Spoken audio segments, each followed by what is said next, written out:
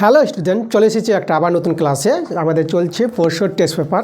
এখান থেকে আমরা আজ ক্লাস দিচ্ছি তোমাদের। তো এর আগের অনেকগুলো আমি ক্লাস দিয়েছি। আজকে আমাদের পোরশোর টেস্ট পেপার থেকে ক্লাস দিব, যে আমরা এমসিকিউ অঙ্কগুলো করাচ্ছি তোমাদের। তো চলো, এই বইটা থেকে তোমাদের অঙ্ক করতে হবে আজকে। তো দেখো, আমরা যেটা নিয়েছি পোরশোর টেস্ট পেপার 2025 পেজ 402 পাতা নিয়েছি। স্কুলটা আছে আমাদের জেনকিন্স স্কুল, ঠিক আছে। কোয়েশ্চেন নাম্বার 1, 2, 3, 4, ঠিক আছে। 1 দাগের, 2 দাগের, 3 দাগের এবং 4 দাগের অঙ্কগুলো করাচ্ছি, এমসিকিউ। তো চলো আমরা অঙ্কগুলো দেখে নেব, কী অঙ্কগুলো আছে আমাদের ক্লাসে। তো ক্লাস শুরু করার আগে তোমাদের যেটা বলি, যে তোমরা তাড়াতাড়ি করে ভিডিওতে লাইক করে দাও এবং বন্ধুদের কাছে ভিডিওগুলো শেয়ার করো। এবং যারা নতুন আছো এখনও পর্যন্ত, যারা আমার চ্যানেলটাকে সাবস্ক্রাইব করোনি, তোমরা তাড়াতাড়ি করে আমার চ্যানেলটাকে সাবস্ক্রাইব করে নাও এইরকম ক্লাস পাওয়ার জন্য। তো চলো আমরা অঙ্কগুলো দেখে নিচ্ছি, কী আছে আজকের ক্লাসের অঙ্কগুলো আমাদের। তো আমরা একের প্রশ্নগুলো নিয়েছি। একের প্রশ্নগুলো আমাদের এমসিকিউ টাইপের প্রশ্ন আছে। তো প্রথমে আমরা এমসিকিউগুলো করাবো। দেখো, একের একটা কী বলছে, 7,650 টাকা এ বি সি এর মধ্যে এমনভাবে ভাগ করা হলো যেন এ এর অংশের 1/2, বি এর অংশের 1/5 এবং সি এর 1/3 অংশের সঙ্গে সমান বলেছে। তাহলে সি এর টাকার পরিমাণটা বের করতে বলেছে। দেখো, মোট টাকাটা আমাদের এখানে কত আছে? মোট টাকাটা আছে 7,650 টাকা। এটা আছে আমাদের মোট টাকা, ঠিক আছে। এই টাকাটা কাদের মধ্যে ভাগ করবে? এ, বি আর সি এর মধ্যে ভাগ করবে। তাহলে এখানে দেখো ভাগটা কীভাবে করছে, বলছে এর অংশের, মানে এ নিবে কত অংশ নিবে? 1/2 নেবে। এই অংশটা সমান সমান হবে আবার কার সঙ্গে? বি এর অংশের। বি এর কত অংশ আছে? বি এর আছে 1/5 অংশ, ঠিক আছে। অংশ বলে গুণ করতে হবে, এটাও সমান সমান হবে, সমান সমান বলেই দিয়েছে প্রশ্নে। সি এর কত অংশের সঙ্গে সমান হবে? সেটা হবে আমাদের 1/3, ঠিক আছে। এই যে আমাদের দেখো, তাহলে এভাবে এর 1/2 অংশ, বি এর 1/5 অংশ আর সি এর 1/3 অংশ, এভাবে যদি নেওয়া হয় ওরা ভাগগুলো, তা এইগুলো কী হবে? এই ভাগগুলো তাদের সমান হবে, ঠিক আছে। যে ভাগগুলো তারা নিবে, যে টাকাটা তারা এখান থেকে নিয়েছে, এর যদি 1/2 অংশ করা হয়, বি এর যদি 1/5 অংশ করা হয়, তা সি এর যদি 1/3 অংশ করা হয়, তখন ওই পরিমাণটা কী হবে? সমান বলে দিয়েছে। দেখো, এত অংশের সঙ্গে সমান হয়, প্রশ্নে বলে দিয়েছে। তাহলে প্রশ্ন অনুসারে এটা আমরা করতে পারবো। তা দেখো তো এখানে আমরা কী পেয়ে যাচ্ছি, এটা যদি তোমরা সরল করো এখানে, তাহলে a/2 পাবা, এখানে b/5 পেয়ে যাবা, আর এখানে c/3 পেয়ে যাবা। আচ্ছা, এদেরকে আমরা দেখো সবাইকে কে ধরে নিলাম, কে ধরি। তাহলে এখান থেকে আমরা কাদের মান পেয়ে যাব? এ বি সি এর মান পেয়ে যাব। তাহলে এর মান দেখো, a/2 সমান সমান কে, তাহলে এর মানটা কী হবে? 2k হবে, 2টা বর্গগুণ হয়ে। তাহলে এর মানটা আমরা 2k পেয়ে গেলাম। একইভাবে বি এর মানটা 5k, আর সি এর মানটা আমরা পেয়ে যাবো 3k, ঠিক আছে। দেখো, এ বি সি এর পরিমাণগুলো পেয়ে গেলাম। এই যেখান থেকে যে টাকাটা ভাগ করেছে, এর টাকার এত টাকা আছে, বি এর টাকা এত আছে, সি এর টাকা এত টাকা আছে, ঠিক আছে। এবার দেখো এখানে আমাদের এই যে টাকাগুলো আছে, তো এদের টাকাগুলো যোগফলটাই তো আমার এই টাকাটা হবে, কারণ এই টাকাটাই তো ভাগ করে নিয়েছে। তাহলে দেখো, তা আমরা লিখতে পারবো এখন যে 2k এর টাকাটা প্লাস বি এর টাকাটা 5k প্লাস সি এর টাকাটা মানে 3k, এই তিনটা টাকা মিলিয়ে তো মোট টাকা হচ্ছে এই টাকা কত? 7,650 টাকা। তো এখান থেকে কে এর মান পেয়ে যাবো। কে এর মান পেয়ে গেলে সি কত টাকা ভাগ নিয়েছিল ভাগটা, সি এর টাকাটা তখন আমরা পেয়ে যাবো এখানে কে এর মানটা বসিয়ে। তো চলো আমরা কে এর মানটা বের করি। এখানে দেখো আমরা কত পাচ্ছি, এখানে আমরা 10 পেয়ে গেলাম, 10k, এদিকে আছে 7,650, শূন্য কেটে দাও। তাহলে দেখো কে এর মানটা আমরা পেয়ে গেলাম 765 পেয়ে গেলাম কে এর মানটা। তো এই যে আমাদের বলেছে সি এর টাকার পরিমাণ, তাহলে অতএব সি এর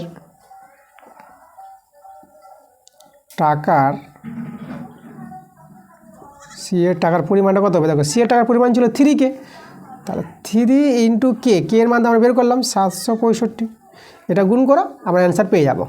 তাহলে 3 × 5 = 15, 5 3 × 6 = 18 আর 1 = 19, আর ওইদিকে হচ্ছে 3 × 7 = 21, আর ওইদিকে হাতের 1 22।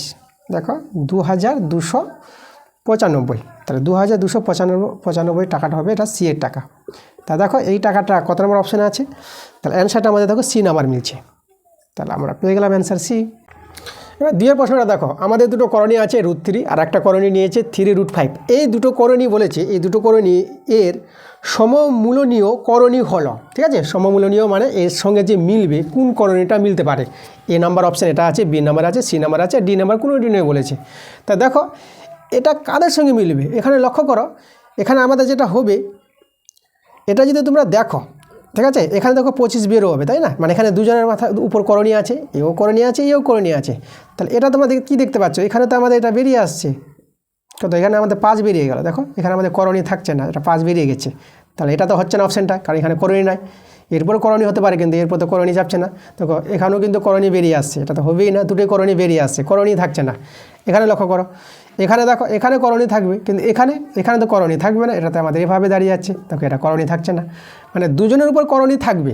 তাহলে এখানেও নাই, এখানেও নাই। এটা দেখো, এটাও কিন্তু দেখো এখানেও তো 5 বেরিয়ে আসবে, 4 × 5। তাহলে এখানে তো করণী থাকছে না দুজনের উপর, তাই না? আমাদের দুজনের উপর করণী থাকতে হবে। তাহলে আমাদের অ্যান্সারটা কী হবে? এখানে আমাদের ডি নম্বর অপশানটা হবে কোনোটিই নয়। তাহলে আমরা দেখো আমরা পেয়ে গেলাম, এটা যে মিলছে কার সঙ্গে মিলছে? ডি নাম্বারের সঙ্গে মিলছে, এদের সঙ্গে কিন্তু মিলছে না। তাহলে অ্যান্সারটা হবে আমাদের ডি নাম্বার। এবার দেখো 3 প্রশ্নটা কী বলছে আমাদের। ABCD বৃত্তস্থ চতুর্ভুজের ডিসি বাহুকে ই পর্যন্ত বর্ধিত করা হলো। CF সমান্তরাল AB এবং কোণ ADC 95 ডিগ্রি। কোণ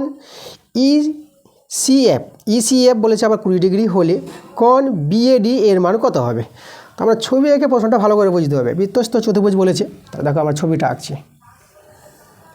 আমাদের বৃত্তস্থ চতুর্ভুজ বলেছে, দেখো আমরা ছবিটা একটু এভাবে করে আঁকি, এভাবে নিলাম, আর একটা বাহু আমরা এভাবে নিলাম। এটাকে একটা বাহুকে বাড়াবে, তাহলে আমরা এটাকে বাড়িয়ে দিলাম, ঠিক আছে? এটাকে বাড়িয়ে দিলাম, তাহলে আমাদের নামগুলো দিই। তাহলে এই যে এভাবে করব, যোগ করে দেবো বৃত্তস্থ চতুর্ভুজ। এই নাম দিয়ে দেবো, এটা নাম দিব ডি, এটা দেবো আমরা সি।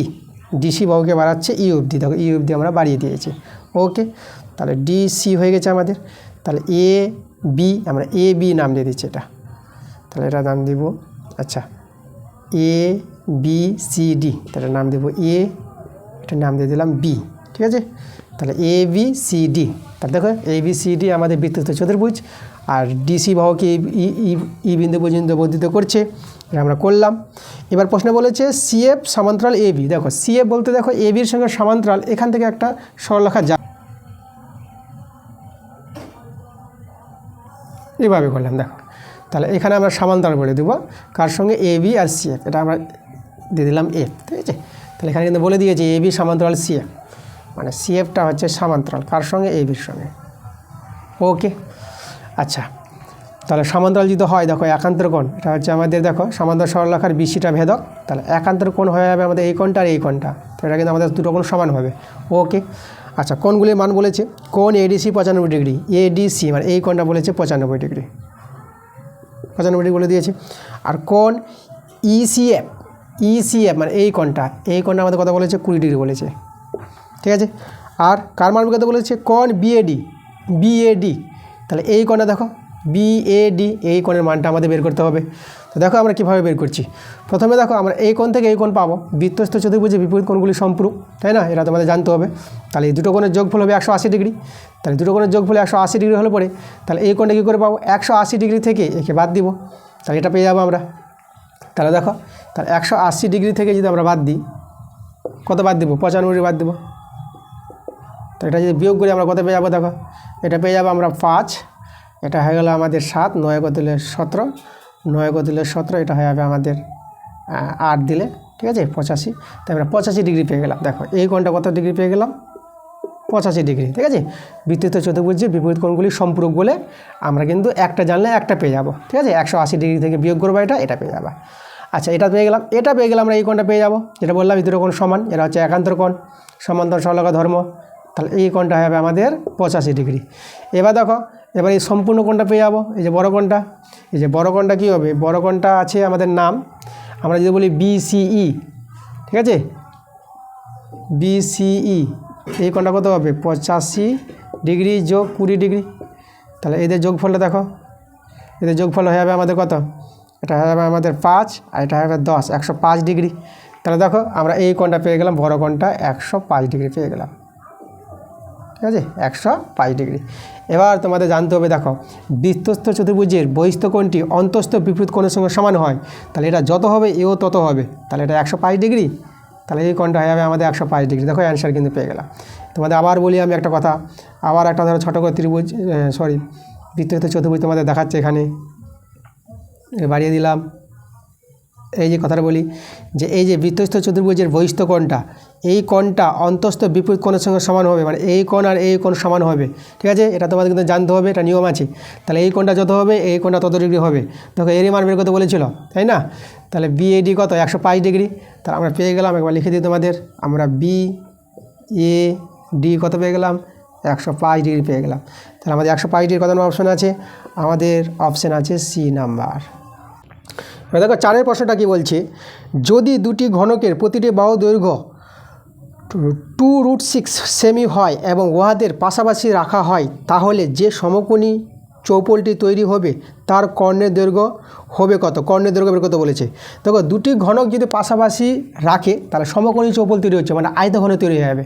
তাহলে আয়তঘন তৈরি হবে, তাই না? দুটি ঘনক পাশাপাশি রাখবে, আয়তঘন তৈরি হবে, ঠিক আছে? তোমার এটা জানতে হবে যে কী তৈরি হয়ে যাবে।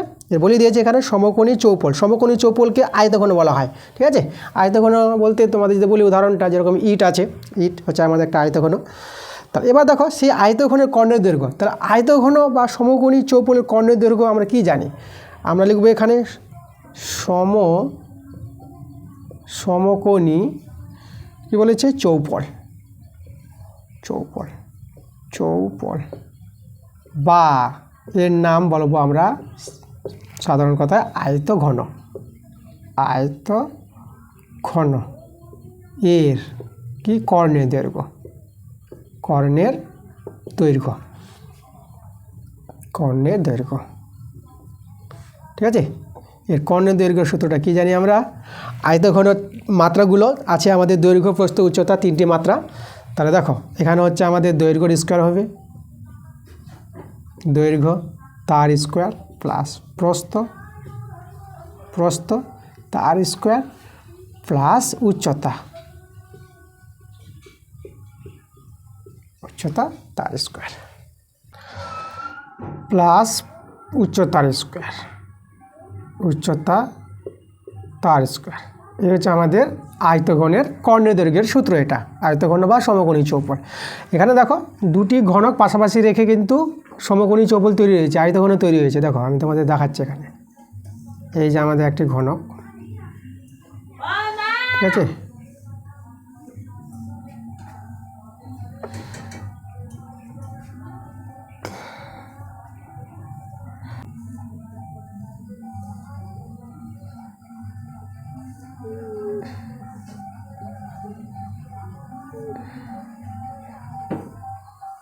ঠিক আছে, এভাবে দুটো ঘনক তৈরি করলাম। দেখো প্রত্যেকের কিন্তু বাহু দৈর্ঘ্য, ধারের দৈর্ঘ্য কিন্তু এখানে ঘনকের বলে দিয়েছিল। এখানে ধারের দৈর্ঘ্যটা কথা বলেছে, ধারের দৈর্ঘ্য বলেছিল আমাদের 2√6।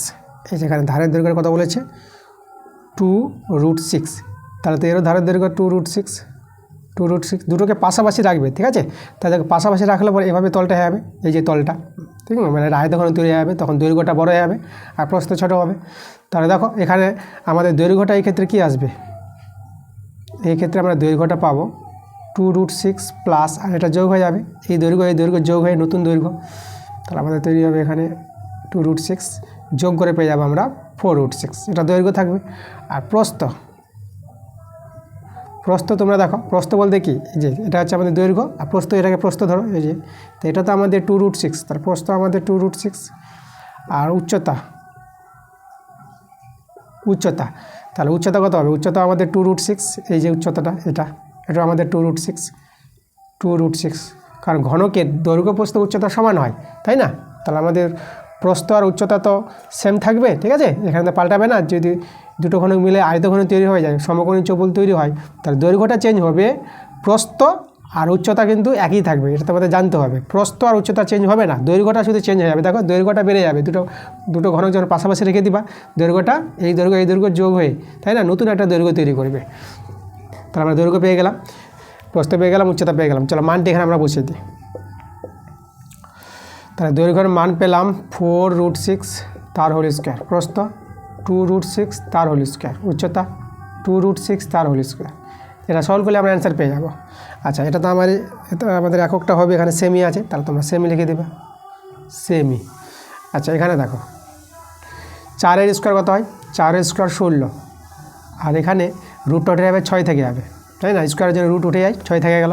আর এখানে 4 × 6, এখানে 4 × 6, তো এটা সলভ করবো আমরা। 16×6 কত হবে? 16×6 তোমরা জানবে 96 হয়, ঠিক আছে। 6×6 36, 6×4 9, 16×6 96, 4×6 24, আর এখানে 424। এদের সবাইকে যোগ করো, তোমরা পেয়ে যাবা 144। তাহলে দেখো 144-এর বর্গমূল আমরা কী জানি? 12 জানি। তাহলে আমাদের 12 সেমি, এটাই অ্যান্সার। দেখো অপশান আমাদের মিলাতে বলেছে, কত নম্বর অপশান আছে? 12 সেমি, আমাদের ডি নম্বরে আছে। তাহলে আমাদের অপশানটা ডি। 5-এর প্রশ্ন দেখো, আমাদের আছে sin to the power 6 alpha plus cos to the power 6 alpha plus 3 sin square alpha cos square alpha, এর মান বের করতে বলেছে। দেখো আমরা এর মানটা আমরা কী করে পাবো? আচ্ছা, এখানে দেখো sin 6 আলফা আছে, তাহলে এখানে আমরা করছি sin কিউব, তাই না? আচ্ছা sin কিউব না, আমরা এখানে করব sin স্কোয়ার আলফা করব, আর বাইরে কিউবটাতে দেবো, ঠিক আছে। sin স্কোয়ার আলফা বাইরে কিউব। আর এখানে দেখো এটাকে আমরা করব cos স্কোয়ার আলফা বাইরে কিউব করতে, এটা ভাঙলে আবার 6 পেয়ে যাবা। আর এখানে দেখো এটা আমরা 3 sin স্কোয়ার আলফা আর cos স্কোয়ার আলফা বসিয়ে দিলাম। এবার দেখো আমরা কী করছি, এখানে ধরো আমরা ইন্টু 1 নিয়ে নিলাম, এর সঙ্গে গুণ 1 নিতে পারবো। এবার 1-এর জায়গায় আমরা লিখছি, দেখো 1-এর জায়গায় লিখতে পারবো sin square alpha plus cos square alpha, ঠিক আছে। এটা কিন্তু আমরা 1-এর জায়গায় লিখতে পারবো, কেন? কারণ sin square alpha plus cos square alpha কী হবে? এটা তো 1 হয়ে যায়, এটা তো আমরা সূত্র জানি। কোনটা যদি সমান হয়, তাহলে সাইনের বর্গ cos-এর বর্গের সমষ্টিটা 1 হয়। ওকে, এটা। এবার এখানে ফিগারটা দেখো, আমরা একটা তোমাদের সূত্র লিখে দেখাচ্ছি। সূত্রটা হচ্ছে a প্লাস বি তার হোল কিউবের সূত্র। এই সূত্রটা ভাঙাবা, এটা a cube plus B cube plus 3ab into a plus B, এটা পেয়ে যাবা, ঠিক আছে। আচ্ছা, a প্লাস বি হোল কিউবের সূত্র এটা হয়।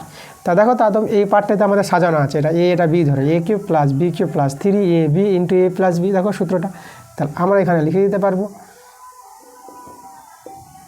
a প্লাস বি, ঠিক আছে। a বলতে সাইন স্কোয়ার আলফা আর b বলতে cos স্কোয়ার আলফা, তাহলে a প্লাস বি তার হোল কিউব, এই যে দেখো সূত্রটা। আবার দেখো এর মান আমরা 1 জানি, তাহলে এখানে আমরা 1, তাহলে 1-এর হোল কিউব। আর 1-এর কিউব আমরা কি জানি? 1 হবে।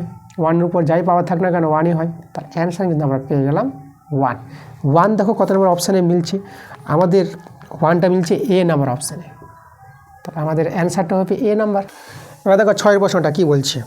বলছে প্রথম 10টি অযুগ্ম স্বাভাবিক সংখ্যার গড় এ এবং মধ্যমা এম হলে সম্পর্কটি কি হবে? এ আর এম এর মধ্যে সম্পর্ক বের করতে বলেছে। আচ্ছা, আমাদের এখানে যে প্রশ্ন বলেছে প্রথম 10টি অযুগ্ম স্বাভাবিক সংখ্যা, তাহলে এই সংখ্যাগুলো আমাদের জানবো। অযুগ্ম স্বাভাবিক সংখ্যাগুলো কীরকম হয়, প্রথম 10টি নিতে বলেছে। তা আমরা লিখছি, দেখো প্রথম 10টি অযুগ্ম স্বাভাবিক সংখ্যা, প্রথম 10টি অযুগ্ম স্বাভাবিক সংখ্যা। সেই সংখ্যাগুলো কি পাবো? ঠিক আছে, দেখো অযুগ্ম বলেছে মানে বিজোড় সংখ্যা বলেছে, আর স্বাভাবিক মানে 1 হবে, 2টা বাদ 3 হবে, 5 হবে, 7 হবে আর 9 হবে। প্রথম 10টির মধ্যে মানে 1 থেকে 10-এর মধ্যে যে অযুগ্ম সংখ্যাগুলো 1, 3, 5, 7, 9 এতগুলি পাবো আমরা সংখ্যা, ঠিক আছে। এবার এই সংখ্যাগুলির গড় আর মধ্যমা বলে দিয়েছে, তাহলে আমরা প্রথমে গড় বের করি। গড় কী করে পাই? আমরা সংখ্যাগুলিকে যোগ করব, এই সংখ্যাগুলোকে যোগ করব, আর কতগুলো সংখ্যা আছে 1, 2, 3, 4, 5, 5টা সংখ্যা আছে 5 দিয়ে ভাগ করব, এটা আমরা গড় পেয়ে যাবো, ঠিক আছে। তাহলে এবার দেখো এখানে যোগ করো, কত আসছে? উপরে যোগ করবা 25 পেয়ে যাবা, ঠিক আছে। আর নিচে আছে 5, তাই এখানে কাটাকাটি করলে কত হবে? 5। তাহলে আমরা 5, দেখো গড়টা তো বলে দিয়েছিল আমাদের এখানে কে বলেছে, তাই তো? গড়টা কত বলে, গড়টা বলেছে এ, তাহলে এখানে আমরা এ বসাবো, তাহলে এর মানটা আমরা 5 পেয়ে গেলাম। এবার মধ্যমা দেখো, আমরা এবার লিখবো অতএব মধ্যমা আমরা কি করে পাবো? দেখো মধ্যমা পাওয়ার নিয়মটা যেটা, দেখো এদিকে সংখ্যাগুলো আগে সাজাতে হয় ছোট থেকে বড়, তো ছোট থেকে বড় তো সাজানোই আছে। এবার এদিকে 2 জন আর এদিকে 2 জন, তাই না? 5টা সংখ্যা আছে, তাহলে মধ্যমা দেখবা মধ্যের একটা সংখ্যাই মধ্যমা হয়ে যাবে, তো 2 জন বাদ দিয়ে দাও, মধ্যে থাকলো 5, তাহলে মধ্যমা আমাদের এখানে 5। আর এই মধ্যমাটা আমাদের বলেছে এখানে এম, তাহলে এম এর মান কত পেয়ে গেলাম? 5 পেয়ে গেলাম। এর মানও 5 আর এম এর মানও 5, তাহলে আমরা বলতে পারবো এখানে এ সমান এম। তাহলে এ সমান এম, দেখো কত নম্বর অপশানে আছে? ডি নাম্বারে আছে, তাহলে আমাদের অ্যান্সার ডি। এবার দুইয়ের প্রশ্নগুলো আসলাম। দুইয়ের প্রশ্নগুলো আমাদের শূন্যস্থান টাইপের প্রশ্ন আছে, দেখে নিব শূন্যস্থান প্রশ্নগুলো কি বলছে। দুইয়ের একটা দেখো, একটা দ্বিঘাত সমীকরণ আছে 3x² minus 10x plus m plus 1 = 0। তাহলে বলছে এই দ্বিঘাত সমীকরণের একটি বীজ অপর বীজের অন্যান্য হলে m এর মানটা বের করতে বলেছে। একটি বীজ অপর বীজের অন্যান্য, মানে বীজ দুটি অন্যান্য বলে দিয়েছে। দেখো এখানে অন্যান্য বলতে কী জানি আমরা, একটা বীজ যদি আলফা হয় তাহলে একটা হবে 1/α। অন্যান্য বীজদ্বয় বলতে এদের গুণফলটা 1 হবে। দেখো এদের গুণ করে 1 পেয়ে যাবা, তাহলে একে বলা হয় বীজদ্বয় অন্যান্য। একটা বীজ যেটা হবে তার উল্টোটা হবে অপর বীজটা হবে, একটা আলফা হলে অপরটা হবে 1/α, ঠিক আছে? একে বলা হয় অন্যান্য বীজ। এবার দেখো কোনো দ্বিঘাত সমীকরণে দুটি বীজ যদি অন্যান্য হয় তাহলে আমরা দেখো কি জানি, অর্থাৎ দ্বিঘাত সমীকরণ সাধারণ আকারটা হয় ax² plus bx plus c = 0, ঠিক আছে? যে কোনো দ্বিঘাত সমীকরণের সাধারণ আকার এটা, এভাবে দ্বিঘাত সমীকরণ সাজানো থাকে। আচ্ছা, এখানে বীজদ্বয় যদি অন্যান্য হয় এই দ্বিঘাত সমীকরণের, তাহলে আমরা বলতে পারবো c = a হয়ে যাবে। সিটা আর এটা, ঠিক আছে? ধ্রুবক সংখ্যাটা আর s² সহগটা সমান হবে। এটা হচ্ছে তোমাদের সূত্রের মতো মনে রাখতে হবে। কখন এটা হবে? যখন বীজদ্বয় অন্যান্য হবে, এ হবে, তখন কিন্তু এটা হয়। তাহলে এখানে এই অনুযায়ী আমরা কী করব, c আর a সমান করব। c বলতে এটা ধ্রুবক পার্টটা হচ্ছে c, তাহলে m + 1, আর এ হচ্ছে s² সহগ এ হচ্ছে 3, তাহলে এখানে আমাদের 3 সঙ্গে সমান হবে। তাহলে m + 1 = 3। এখান থেকে আমরা m এর মানটা পেয়ে যাব। m এর মানটাই বের করতে বলেছে। তাহলে এটা কত হবে? 3 থেকে 1 বিয়োগ হয়ে কত হবে? 2 হয়ে যাবে। তাহলে শূন্য স্থানে তোমরা বসাবা 2, এটা আমাদের অ্যান্সার। এবার দেখো দুইয়ের প্রশ্নটা কী বলছে। চক্রবৃদ্ধি সুদের ক্ষেত্রে প্রতি বছরে বার্ষিক সুদের হার ড্যাশ। দেখো এখানে চক্রবৃদ্ধি সুদের ক্ষেত্রে বার্ষিক সুদের হারটা কী হবে? ওটা তো চেঞ্জ হয় না বার্ষিক সুদের হার, তাই না? আরটা, তাই না? যেটা আর হয়, এই যে আরটা যেটা থাকে 10% হতে পারে, 5% হতে পারে, ঠিক আছে? এটা কিন্তু চেঞ্জ হয় না। 10% থাকলে পরে 10% হবে প্রতি বছরের ক্ষেত্রে, 5% থাকলে 5%ই থাকবে। তাহলে এখানে বার্ষিক সুদের হারটা একই থাকে। আমাদের অ্যান্সারটা হয়ে যাবে একই থাকে, ঠিক আছে? একই থাকে, এটা আমাদের অ্যান্সার হবে। শূন্যস্থানে তোমরা বসাবে একই থাকে, কারণ চক্রবৃদ্ধি সুদের ক্ষেত্রে বার্ষিক সুদের হারটা চেঞ্জ হবে না, তারা সেই বার্ষিক সুদের হারটা কিন্তু একই থাকবে। এবার দেখো তিনের প্রশ্নটা কী বলছে। একটি বৃত্তের কেন্দ্র থেকে বৃহত্তম যে লম্ব দূরত্ব হবে ড্যাশ। আচ্ছা, এখানে দেখো আমরা বুঝতে হবে যে বৃত্তের কেন্দ্র থেকে জের উপর যে লম্ব দূরত্ব কী জিনিসটা, আমি তোমাদের একটু বোঝাই জিনিসটা। এটা হচ্ছে আমাদের বৃত্ত, এখানে আমরা একটা জে নিলাম, যেটা ব্যাস হবে না, এরকম জে নিলাম, এটা কেন্দ্র ও এ বি জে। এখান থেকে দেখো এই যে দূরত্বটা লম্ব দূরত্ব, যে পি নিব, তাহলে এই ওপিটা হচ্ছে আমাদের কি লম্ব দূরত্ব, একে বলা হয় লম্ব দূরত্ব। এখানে যে প্রশ্নে বলেছে আমাদের, প্রশ্ন অনুযায়ী দেখো ছবিটা করব। আমাদের কি হবে? বৃহত্তম জে বলেছে, তো বৃহত্তম জে তোমাদের জানতে হবে। বৃত্তের বৃহত্তম জে আমরা কাকে বলবো? ব্যাসকে বলবো, তাই না? ব্যাসটাই হবে বৃত্তের বৃহত্তম জে। তাহলে এই যে আমাদের দেখো ব্যাস এ বি, এই যে আমাদের কেন্দ্রবিন্দুটা ও, ঠিক আছে? তা দেখো আমাদের কিন্তু এ বিটা হচ্ছে বৃহত্তম জে, তাহলে এই জের উপর লম্ব দূরত্ব, তাহলে কেন্দ্র থেকে লম্ব দূরত্ব। তো কেন্দ্র থেকে লম্ব দূরত্ব আমরা করবো কী করে? কেন্দ্র থেকে লম্ব দূরত্ব হবেই না, যে এরপরই তো, হ্যাঁ, তারপরই তো আমাদের কী আছে? কেন্দ্রবিন্দুটা আছে। হ্যাঁ, বৃত্তের বৃহত্তম জের উপরই কেন্দ্রবিন্দু, মানে ব্যাসের উপর কেন্দ্রবিন্দু। তাহলে এখানে কিন্তু লম্ব দূরত্ব পাওয়া যাবে না, তা লম্ব দূরত্ব হবে কি? 0 হবে। আমাদের এখানে যে অ্যান্সারটা বসাবা তোমরা শূন্যস্থানে কী বসাবা? 0, এটা আমাদের অ্যান্সার। এবার দেখো চারের প্রশ্নটা কী বলছে। একটি বৃত্তের চাপ উহার ব্যাসার্ধের সমান হলে, মানে এখানে বৃত্তের চাপ আর ব্যাসার্ধ সমান বলেছে, ওই চাপ বৃত্তের কেন্দ্রে যে কোণ উৎপন্ন করে তাহা ড্যাশ রেডিয়ান। তো দেখো আমি তোমাদের বোঝাই, ছবি দিয়ে প্রশ্নটা বোঝাচ্ছি। আমাদের কি বলেছে? বৃত্তচাপ আর ব্যাসার্ধ সমান বলেছে। আমরা ব্যাসার্ধ নিলাম, এই যে ব্যাসার্ধ, এটা হচ্ছে ও, এটা ধরো এ, এটা হচ্ছে আমাদের বি। তাহলে ব্যাসার্ধ আমাদের আর, ব্যাসার্ধ আমাদের আর বৃত্তচাপটা এই যে দেখো এস। এই যে বৃত্তচাপটা কত? বৃত্তচাপটা একটু বড় হয়ে গেছে, তাই না? আচ্ছা, আমরা ছবিটা একটু ঠিক করে দিই।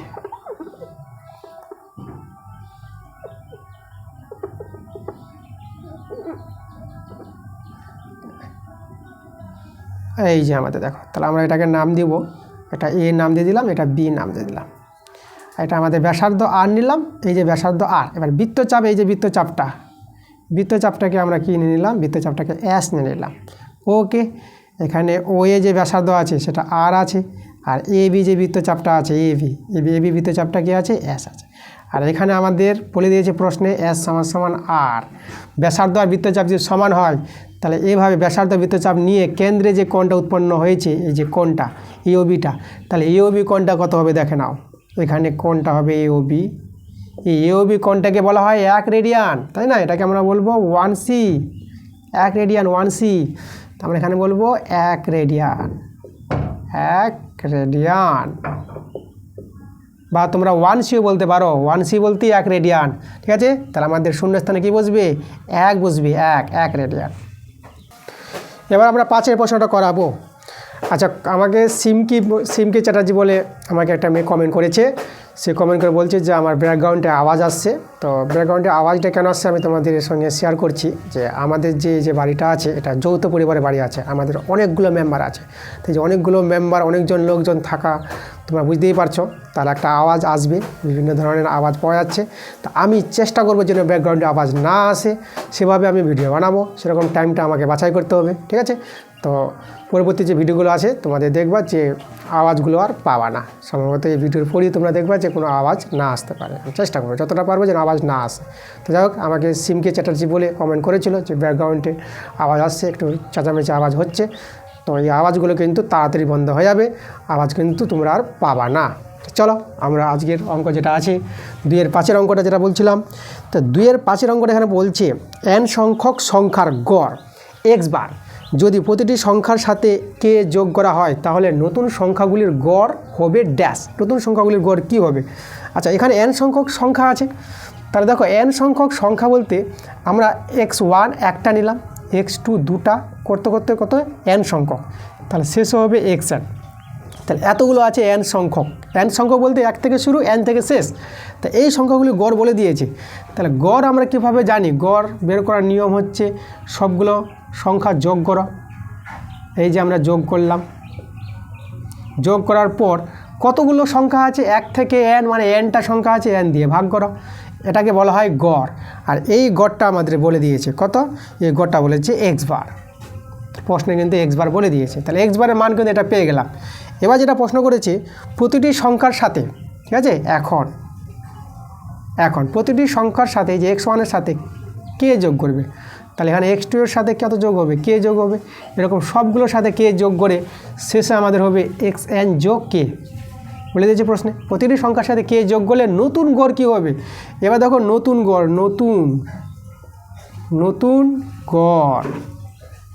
নতুন গড়টা আমরা বের করছি। নতুন গড় আমরা কী করবো? আবার সংখ্যাগুলো যোগ করবো, x1 plus k plus x2 plus k plus কত দূর চলবে? আমাদের চলবে শেষে xn প্লাস কে, ঠিক আছে? এতগুলো আমাদের সংখ্যা আছে। আর নিচে আমরা কী দেবো? যতগুলো সংখ্যা আছে সেটা দিয়ে ভাগ। সংখ্যা কতগুলো আছে এখন দেখো, 1 থেকে শুরু, n থেকে শেষ। তাহলে 1 থেকে শুরু, n থেকে শেষ, তাহলে আমাদের nটাই সংখ্যা আছে এখানে, সংখ্যা বাড়েনি বা কমেনি, তাই না? শুধু প্রত্যেকটার সঙ্গে কে যোগ হয়েছে। তো সংখ্যা কতগুলো আছে? nটা সংখ্যা আছে, তাহলে n দিয়ে ভাগ হবে এখানে। তো এবার দেখো আমরা কি করব? এই যে x1 x2গুলোকে এক জায়গায় লিখি, x1 x2 কতগুলো আছে xn, এটা এক জায়গায় লিখলাম। আর এই যে কেগুলো দেখো, কেগুলো যদি আমরা লিখি তাহলে কে কতগুলো কে আছে? একটা কে, দুটা কে, কতগুলো কে আছে? nটা কে আছে। তাহলে nটা কে যোগফল মানে n কে, তাহলে এখানে আমরা n কে লিখতে পারবো, ঠিক আছে? দেখো দুটো কে যদি যোগ হয়, দুটো কে, তোমাদের একটু বোঝাই আমি জিনিসটা কেন n কে হলো।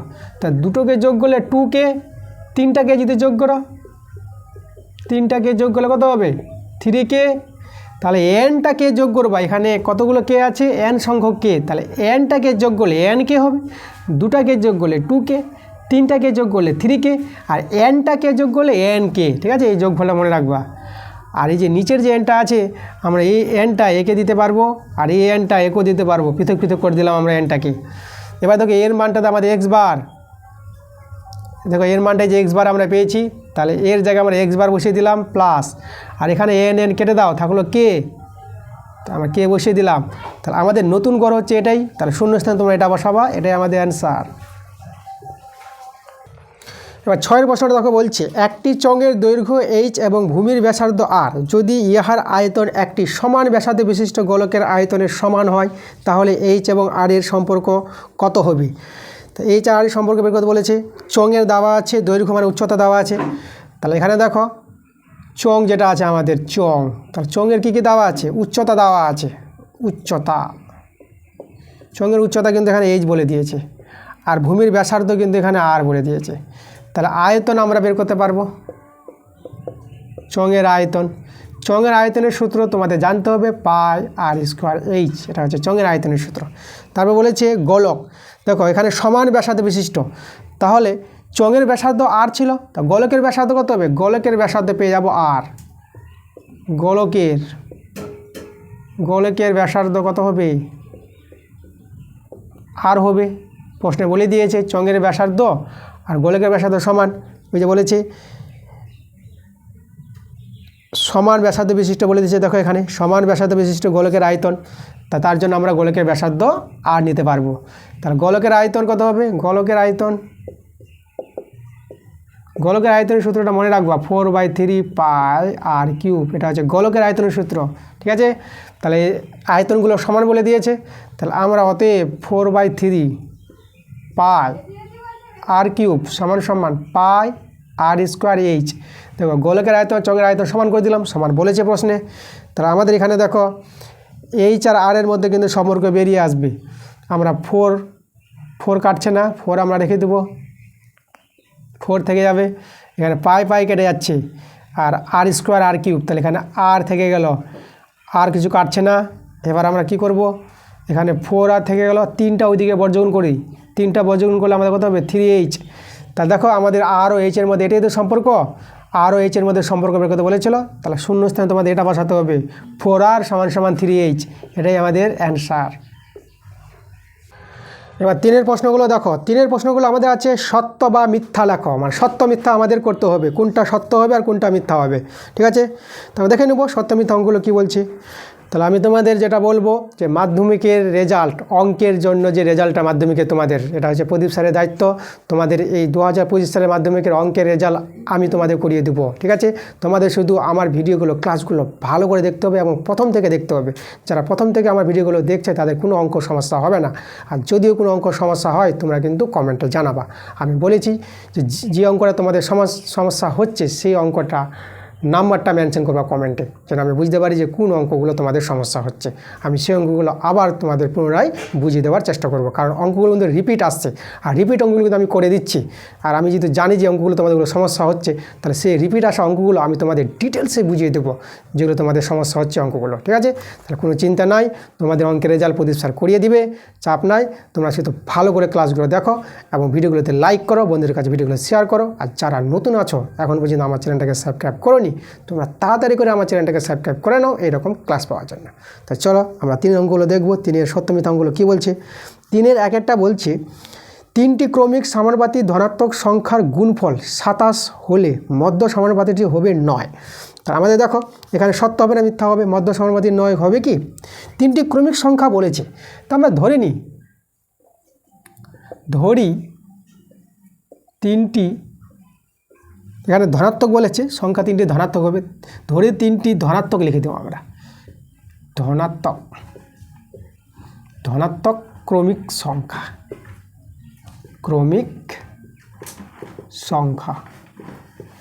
3টি ধনাত্মক ক্রমিক সংখ্যা আমরা নিব, একটা এ নিব, একটা বি নিব, একটা সি নিব, ঠিক আছে। এরা হচ্ছে ধনাত্মক ক্রমিক সংখ্যা, 3টি নিয়েছে। তাহলে যদি ক্রমিক সংখ্যা হয় তা আমরা কী জানি, a/b হবে সমান b/c হবে। তাহলে এখান থেকে আমরা বাই করি a/b আর সমান b/c। তাহলে এখান থেকে দেখো আমরা পেয়ে যাব b² = ac, ঠিক আছে। এটা আমরা কাজে লাগাবো মানটাকে। এবার এখানে দেখো সংখ্যা 3টির গুণফল তো আমরা বলে দিয়েছি, এই যে a গুণিত b গুণিত c, এদের গুণফলটা কত বলেছে 27 বলে দিয়েছে। তাহলে আমাদের মধ্য সমানুপাতিক বের করতে বলেছে, মধ্য সমানুপাতিকটা যদি 9 হয় তা সত্য, আর 9 না হলে মিথ্যা। দেখো আমরা তো এখানে মধ্য সমানুপাতি বলতে দেখো বিটা কিন্তু মধ্যে আছে, তাহলে মধ্য সমানুপাতিটা বি, মানে বি এর মানটা বের করতে হবে। বি এর মান এখানে কত বেরোচ্ছে, তাহলে বি এর মান পাওয়ার জন্য আমরা কী করব, বিটা রাখলাম আর এসিকে এক জায়গায় করে দিলাম, এদিকে 27 আছে। এবার লক্ষ্য করো এই যে বিটা আছে, বি এর মানটা থাকবে, কারণ বি এর মান বের করবো, আর এসিকে আমরা সরাবো, এসির মানটা আমরা বের করে রেখেছি, এসি সমান b², তো এসির জায়গায় তোমরা b² বসিয়ে দাও। আর এদিকে আছে 27, এখানে সরলটা করো, এদিকে দেখো আমি সরলটা আমি এখানে দেখাচ্ছি এই জায়গায়। তাহলে বি স্কোয়ার বি গুণ করে কত হবে, আমরা পেয়ে যাব বি কিউব, আর এদিকে আছে 27, এদিকে বি কিউব, 27কে তোমরা লিখে দেবা 3-এর কিউব। তাহলে আমরা সূচকের নিয়মে জানি পাওয়ার সমান হলে মূল সংখ্যা সমান, তাহলে বি সমান সমান কত হবে 3। তাহলে মধ্য সমানুপাতি বের করতে বলেছিল, তাহলে মধ্য সমানুপাতি কত পেয়ে গেলাম, আমরা মধ্য সমানুপাতি পেয়ে গেলাম মধ্য সমানুপাতি সমান সমান 3 পেয়ে গেলাম। ঠিক আছে, তাহলে আমাদের যে অ্যান্সারটা বলেছিল 9, তাহলে কিন্তু আমাদের অ্যান্সারটা কিন্তু 9 হবে না। তাহলে অ্যান্সারটা কি এখানে, এখানে হবে অ্যান্সারটা মিথ্যা। সত্য মিথ্যা তোমাদের বলতে বলেছে, তো তোমরা মিথ্যা বলে দিবা অ্যান্সারটা। এবার 2 প্রশ্নটা বলছে সুদের হারের কোনো একক নেই। সুদের হার আমরা কি জানি, সুদের হারে একক তো হয় না, ওটা পার্সেন্টেজ অনুযায়ী থাকে। যেরকম সুদের হার যেরকম R% বলি, 10% বলি, তাহলে এখানে কি একক আছে? একক বলতে সেমি, মিটার, তাই না, বা অন্য কিছু এরকম কিছু আছে না, সুদের হারে কোনো একক নাই। তাহলে এখানে সুদের হারে একক নেই বলেছে, তাহলে এখানে কথাটা সত্য বলেছে। তাহলে আমরা অ্যান্সারটা এখানে বলে দেব সত্য। এবার 3 প্রশ্নটা দেখো কি বলছে, বলছে দুটি সমবাহু ত্রিভুজ সদৃশ্য, হ্যাঁ দুটি সমবাহু ত্রিভুজ সদৃশ্য হবে, কিন্তু দুটি সমকোণী ত্রিভুজ সদৃশ্য নয়। না, এই কথাটা কিন্তু হবে না। সমকোণী ত্রিভুজও সদৃশ্য হয়, দুটি সমকোণী ত্রিভুজ সদৃশ্য পাওয়া যাবে। তাহলে এখানেও কিন্তু অ্যান্সারটা মিথ্যা হবে। ঠিক আছে, দেখো আমি তোমাদের বলি, দেখো দুটি সমবাহু ত্রিভুজ যদি নাও তোমরা, এই যে এখানে যদি এ বি নাম দিই, এ বি সি, তাহলে এটা 4 সেমি 4 সেমি 4 সেমি, আর একটা ত্রিভুজ নিলাম যেটা আমরা DEF নিই। তাহলে DEF এটা কত হবে, এটাও আমাদের 4 সেমি 4 সেমি 4 সেমি। ঠিক আছে, তাহলে সমবাহু ত্রিভুজের কোণগুলো তো কী হয়, কোণগুলো হয় 60 ডিগ্রি 60 ডিগ্রি 60 ডিগ্রি, এখানে আমাদের কত 60 ডিগ্রি, এখানে কত 60 ডিগ্রি, এখানে কত 60 ডিগ্রি। দেখো, তাহলে সদৃশ্য ত্রিভুজ কখন বলবো, সদৃশ্য ত্রিভুজ বলতে গেলে আমাদের দুটো শর্ত সমান থাকা দরকার, মানে কোণ এই কোণ সমান আর এই কোণ সমান হলেই তো সদৃশ্য। তাহলে সমবাহু ত্রিভুজ সদৃশ্য হচ্ছে। ঠিক আছে, এবার যেটা আমাদের বলেছে দুটি সমকোণ ত্রিভুজ সদৃশ্য নয় বলেছে, তাহলে দেখো না, সমকোণ ত্রিভুজও সদৃশ্য হবে, দুটি সমকোণ ত্রিভুজ সদৃশ্য হবে। দেখো আমি দেখাচ্ছি তোমাদের, এই যে দেখো এই একটা নিলাম আমরা ত্রিভুজ নিলাম, এটা PQR নিলাম, এই কোণটা 90 ডিগ্রি। ঠিক আছে, আর এই কোণটা নিয়ে এলাম ধরো কত, এটা নিয়ে এলাম আমরা ধরো এটা নিলাম 60 ডিগ্রি, আর একটা এরকম ত্রিভুজ নিলাম সমকোণী ত্রিভুজ, এই যে এটা আমাদের 90 ডিগ্রি, এটা আমরা নিয়ে নেবো 60 ডিগ্রি। ঠিক আছে, বাহুগুলো কম বেশি হতে পারে। ঠিক আছে, কোণটা কিন্তু সমান নিয়ে নিলাম আমরা, এটা নাম দিয়ে দিলাম ধরো STU। তাহলে এই যে দুটো ত্রিভুজ আছে দেখো সমকোণী ত্রিভুজ, তাই না, এখানে বাহুটা ধরো এটা 5 আর এটা 4 নিয়ে নিলাম, বাহু আলাদা নিলাম। ঠিক আছে, কিন্তু কোণ দেখো এই কোণ সমান, এই কোণ সমান, তাহলে এই দুটো ত্রিভুজ কি আছে, সদৃশ্য আছে। মানে এখানে বলে দেবো PQR সদৃশ্য চিহ্ন এইভাবে দেওয়া হয় ঢেউ খেলানো একটি চিহ্নটা, আর ত্রিভুজ এটা ত্রিভুজ চিহ্ন দিলাম, ত্রিভুজ PQR সদৃশ্য ত্রিভুজ STU। তা দেখো দুটি সমকোণী ত্রিভুজ সদৃশ্য হবে, এখানে দুটি সমকোণী ত্রিভুজ সদৃশ্য নয় বলেছে, শুধু বলেছে যে সমবাহু ত্রিভুজই সদৃশ্য হবে। না, সমবাহু ত্রিভুজও সদৃশ্য হবে আর দুটি সমকোণী ত্রিভুজও সদৃশ্য হবে। তাহলে এখানে নয় বলেছে বলে অ্যান্সারটা কী হবে, মিথ্যা হবে। তাহলে আমরা এই অ্যান্সারটা বলবো মিথ্যা, এটা আমাদের অ্যান্সার। 4 প্রশ্ন দেখো কী বলছে, দুটি শঙ্কুর উচ্চতা সমান হলে তাদের আয়তনের অনুপাত সমান সমান √, ব্যাসার্ধ দ্বয়ের অনুপাত, মানে ব্যাসার্ধ দ্বয়ের বর্গমূলের অনুপাত হবে। তো দেখো এখানে আমরা দেখব কি হচ্ছে, দুটি শঙ্কুর উচ্চতা সমান বলে দিয়েছে, তাহলে দেখো দুটি শঙ্কুর উচ্চতা আমরা H নিয়ে নিলাম, আর এখানে তাহলে ব্যাসার্ধ আলাদা আছে, তাহলে প্রথম শঙ্কুর ব্যাসার্ধ R1 আর দ্বিতীয় শঙ্কুর ব্যাসার্ধ আমরা R2 নিয়ে নিলাম। তো এবার দেখো শঙ্কু দুটির আয়তন সমান বলেছে, তাহলে দেখো প্রথম শঙ্কুর আয়তন হবে 1/3 পাই R1 স্কোয়ার H, এই যে শঙ্কুর আয়তনের সূত্র 1/3 পাই R স্কোয়ার H, তাহলে আর বলতে এখানে প্রথম শঙ্কুর ব্যাসার্ধ R1, তাহলে 1/3 পাই R1 স্কোয়ার H হবে প্রথম শঙ্কুর আয়তন, বাই অনুপাত বলতে বাই আমরা করব। আর এখানে দেখো তাহলে আমরা কী পাবো, এটা দ্বিতীয় শঙ্কুর আয়তন পাবো 1/3 পাই r2 স্কোয়ার এইচ। ঠিক আছে, এই হচ্ছে তার আয়তন অনুপাতটা। দেখি আমাদের এই মানগুলো কত বেরোয়। এর মানটা আমরা বেরোবে, দেখো এটা আমরা কেটে দিতে পারবো, এই যে, আর এখানে এইচ এইচ কেটে দাও। তাহলে এখানে আমাদের থেকে যাচ্ছে r1 স্কোয়ার আর r2 স্কোয়ার। তাহলে এটাকে তুমি লিখবা r1 square is two r2 square. তাহলে দেখো আমরা দুটি শঙ্কুর আয়তনের অনুপাতটা কী পাচ্ছি আমরা, এই যে আছে দেখো r1 square is two r2 square. এটা কী পেলাম, এটাকে বলা হয় ব্যাসার্ধ দ্বয়ের বর্গের অনুপাতের সঙ্গে সমান। এই যে ব্যাসার্ধগুলো আছে, বর্গ আছে, স্কোয়ার। তাহলে এখানে আমাদের বর্গমূল বলেছে, তাহলে বর্গমূল হবে না, তাই না, আমাদের হবে বর্গের অনুপাতের সঙ্গে সমান হবে, তাই না। তাহলে আমরা কী পাবো অ্যান্সারটা, অ্যান্সারটা এখানে কিন্তু সত্য হয়নি। তাহলে অ্যান্সারটা আমরা লিখে দেবো মিথ্যা।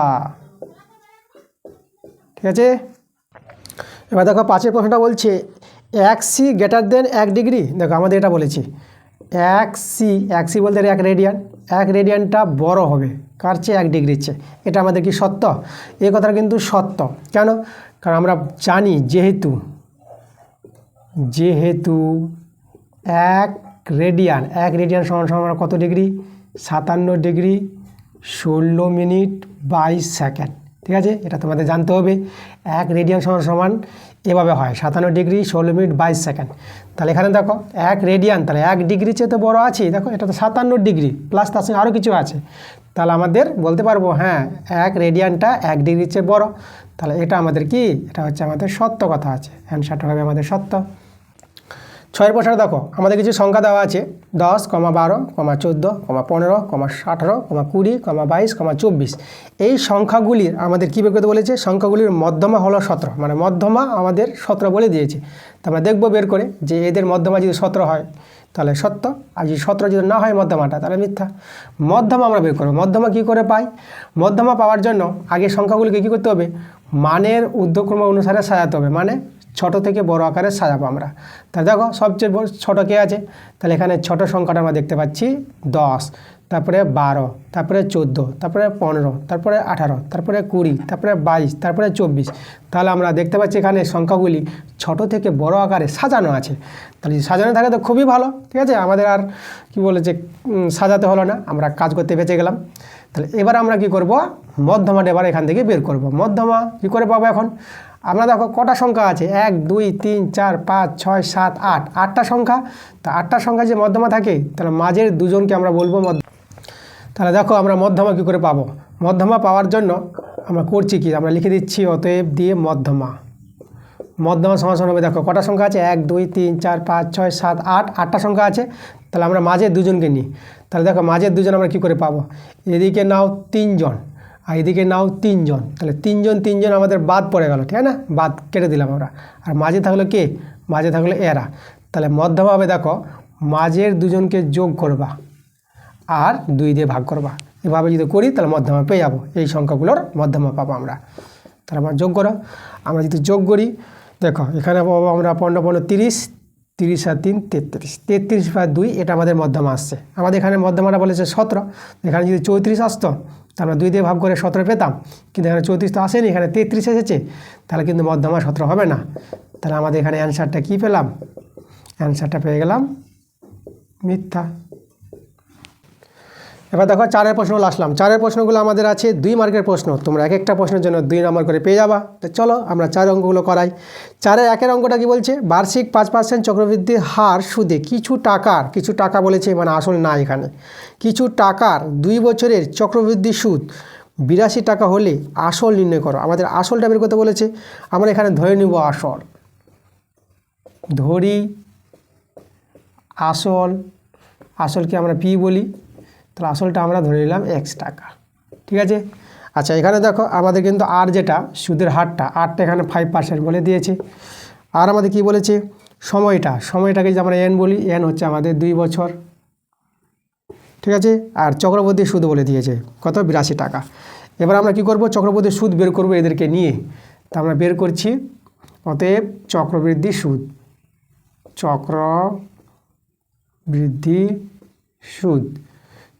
সুদ বের করার নিয়মটা কি আমাদের, দেখো আগে তো আমাদের জানতে হবে সমূল চক্রবৃদ্ধি পাওয়ার সূত্রটা হচ্ছে P × 1 + R/100 whole to the power n। এটা যে সমন চক্রবর্তী, তাই না, মানে সুদ আসল যেটাকে বলা হয়। তাহলে সমন চক্রবর্তী এটা, এই সমন চক্রবর্তী থেকে আমরা বাদ দিব আসলটা।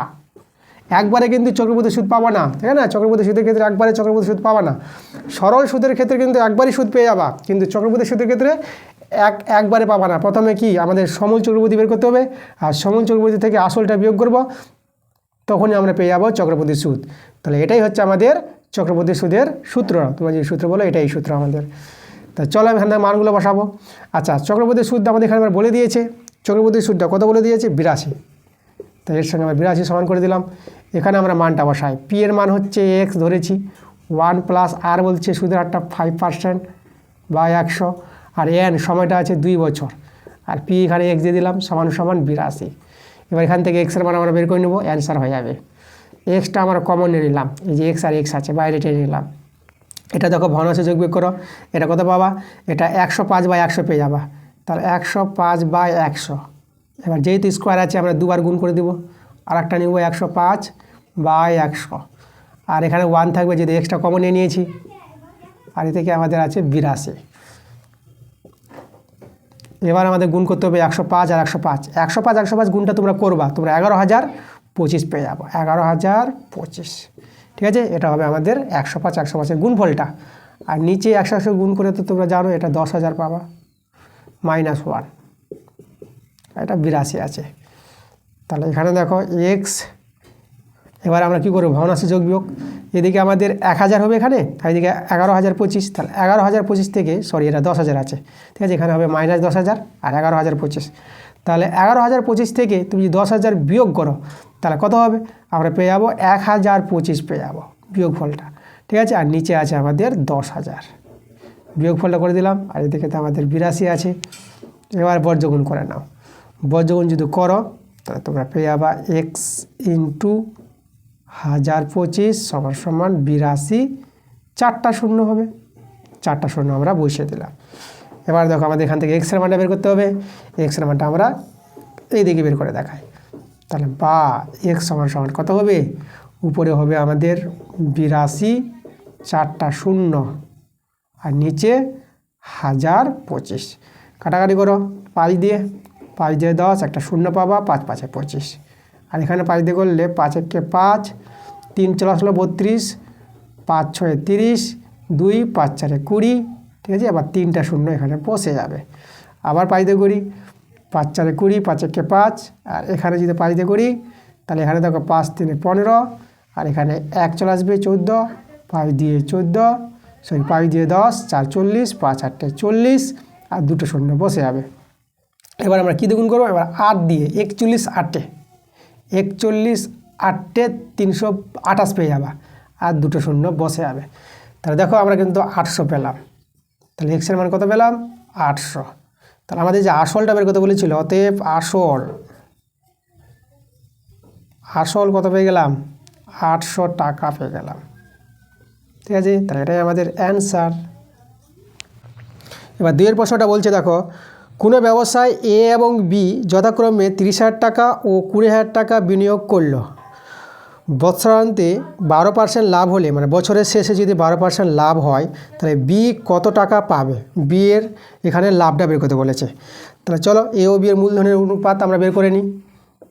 তাহলে এ ও বি এর মূলধনের অনুপাত, দেখো এ ও বি এর মূলধন তো দেওয়া আছে, তাহলে এ এর মূলধনটা আছে 30,000 টাকা ইজডু, আর বি এর মূলধনটা আছে 20,000 টাকা।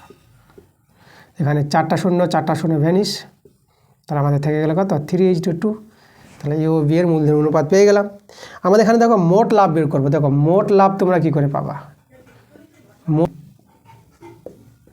মোট লাভ সমান সমান হবে, দেখো মূলধনের যোগফল করবা 30,000 প্লাস 20,000, আর গুণ করবা যে বলেছে মোট যে লাভ, বছরের শেষে লাভটা 12% লাভ হলে, তাহলে এখানে দেখো 12/100, 12% বলতে 12/100, এটাতে গুণ করে দেবা। ঠিক আছে, তাহলে এইভাবে আমরা পেয়ে যাব মোট লাভ।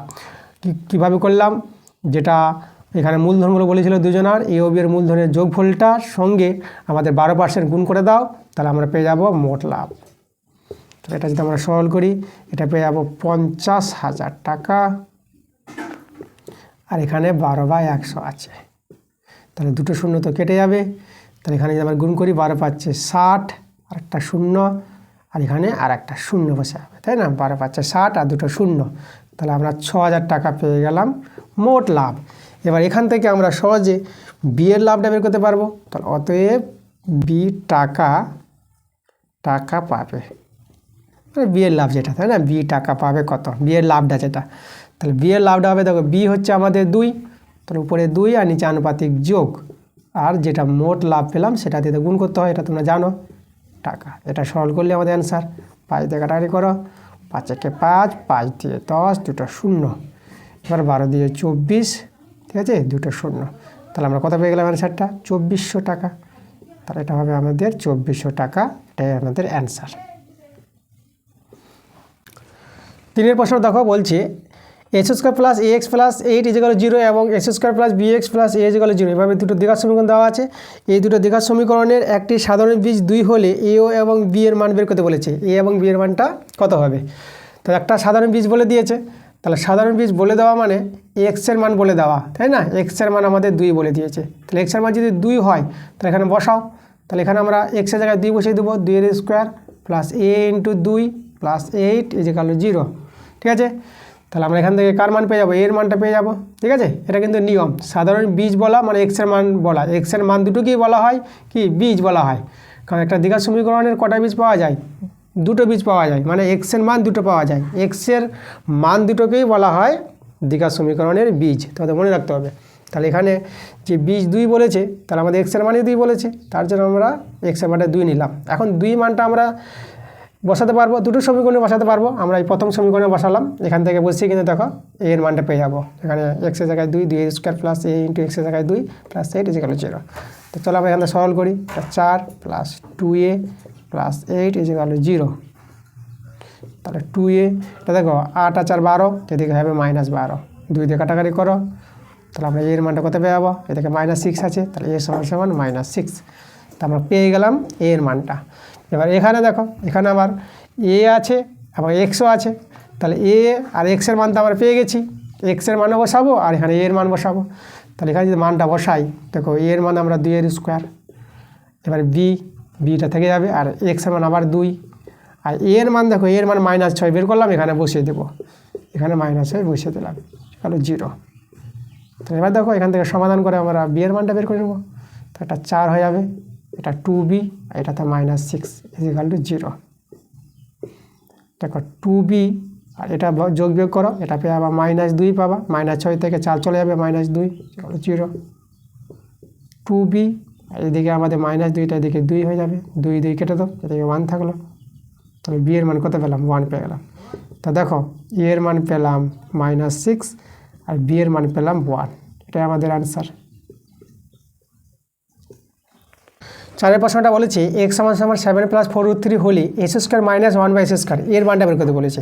তা দেখো আমরা এখানে x এর মান দেওয়া আছে, এখান থেকে আমরা 1/x এর মানটা বের করি, তাহলে 1/x আমাদের হয়ে যাবে, এটা তাহলে উল্টে যাবে, এটাও 1/, চলে আসবে 7 + 4√3। এবার আমরা করব হর কোঅর্ডিনেশন। হর কোঅর্ডিনেশন করার জন্য আমাদের কী করতে হবে? আমাদের যেটা আছে হরে সেটা বসিয়ে দাও, আর এটারই বিপরীত চিহ্ন, মানে এটা প্লাস আছে, এখানে মাইনাস হবে 4√3, এভাবে দিয়ে গুণ করে দিতে হয়। তাহলে এটা আমরা এখানে নিয়ে যে গুণ, তাহলে আমরা উপরে দিতে হবে, একের সঙ্গে গুণ হয়ে এটাই বসবে 7 - 4√3। এভাবে আমাদের হর কোঅর্ডিনেশন করতে হয়, হর থেকে করণী সরাবো। তাহলে পরে আমাদের 7 - 4√3, এটা দেখবে এটা তো 1 আসবে, 1 থেকে আমি দেখাচ্ছি, 7 এর স্কোয়ার -4 তার হোল স্কোয়ার। কেন স্কোয়ার হলো?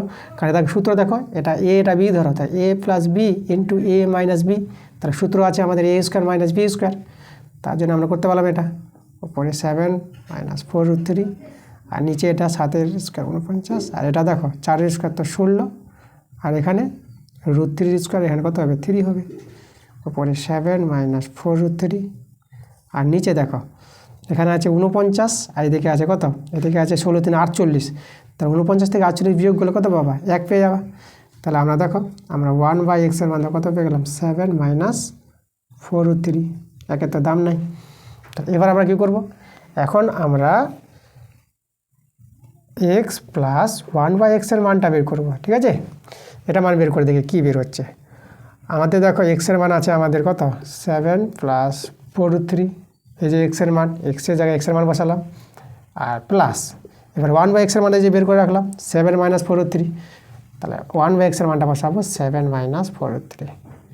তাই এটা যে সরল করি তা প্লাস 4√3 আর মাইনাস 4√3 কেটে গেল, আর 7 আর 7 যোগ করে আমরা পেয়ে গেলাম 14। তাই এর মানটা পেয়ে গেলাম। এবার আমরা বের করব x মাইনাস 1/x। ঠিক আছে, এই দুটো মান আমাদের কাজে লাগবে, কারণ এখান থেকে আমরা পাবো এই দুটো মান, কারণ এটা দেখো এক্স মানে বি স্কয়ার সূত্র, তার জন্য আমরা x প্লাস 1/x পাবো আর x মাইনাস 1/x পাবো, তার জন্য মান দুটো বের করে নিই। চলো এবার এখানে বসাই। তাহলে x এর মান তো হচ্ছে এটা 7 প্লাস 4√3 মাইনাস এটা হবে 7 মাইনাস 4√3, এখানে 7 প্লাস 4√3 মাইনাস 7, এটা প্লাস হয়ে যাবে 4√3, এখানে এবার 7 7 কাটলো আর 4√3 যোগ হবে। ঠিক আছে, সদৃশ্যকরণী √3 মিলে গেছে। তাহলে দেখো এখানে 4টা √3, এখানে 4টা √3, টোটাল কটা √3 হলো, 8টা √3। এবার আমাদের দেখো এখন আমরা লিখবো এখন কার মানটা বের করতে বলেছিল, s² মাইনাস 1/s², এর মানটা। তাহলে এটা আমাদের দেখো, এটা যে সূত্র বলি, তাহলে এটা হবে a plus 1/x into a minus 1/x, মানে x plus 1/x into x minus 1/x, যেখানে a হচ্ছে x আর b হচ্ছে 1/x ধরে আমরা সূত্রটা তৈরি করলাম, a² মানে b² সূত্র। চলো এদের মানগুলো জানা আছে, x প্লাস 1/x এর মানটা আমরা পেয়েছি 14, আর x মাইনাস 1/x এর মানটা পেয়েছি 8√3। এবার আমাদের গুণ করে নেব। ঠিক আছে, এটা গুণ করলে আমাদের 8 4 32, 32 2 আর 8 1 8, 8 আর 3 কত 11, তাহলে আমাদের 112। তাহলে 112√3 এটাই আমাদের অ্যান্সার। এবার দেখো 5 প্রশ্নটা কি বলছে, দুটি বৃত্তের ব্যাসার্ধ 7 সেমি এবং 5 সেমি, তাদের কেন্দ্রদ্বয়ের মধ্যে দূরত্ব 13 সেমি হলে বৃত্তদ্বয়ের একটি তির্যক সাধারণ স্পর্শকের দৈর্ঘ্য নির্ণয় করো। দেখো তির্যক সাধারণ স্পর্শকের দৈর্ঘ্যটা আমি ছবি এঁকে বোঝাই, দুটি বৃত্ত আছে, এভাবে একটা বৃত্ত আছে আর এভাবে একটা বৃত্ত আছে। ঠিক আছে, একটা বড় বৃত্ত একটা ছোটো বৃত্ত হবে। তাহলে দেখো তির্যক সাধারণ স্পর্শক কেন্দ্রদের মধ্যে দূরত্ব বলেছে, এটা কেন্দ্র নিলাম এখানে এ আর বি, এটা এ কেন্দ্র বৃত্ত আর বি কেন্দ্রীয় বৃত্ত। আচ্ছা এখানে আমরা দেখো তির্যক সাধারণ স্পর্শক যেটা আমরা তোমাদের বলবো, এইভাবে আমরা তির্যক করব।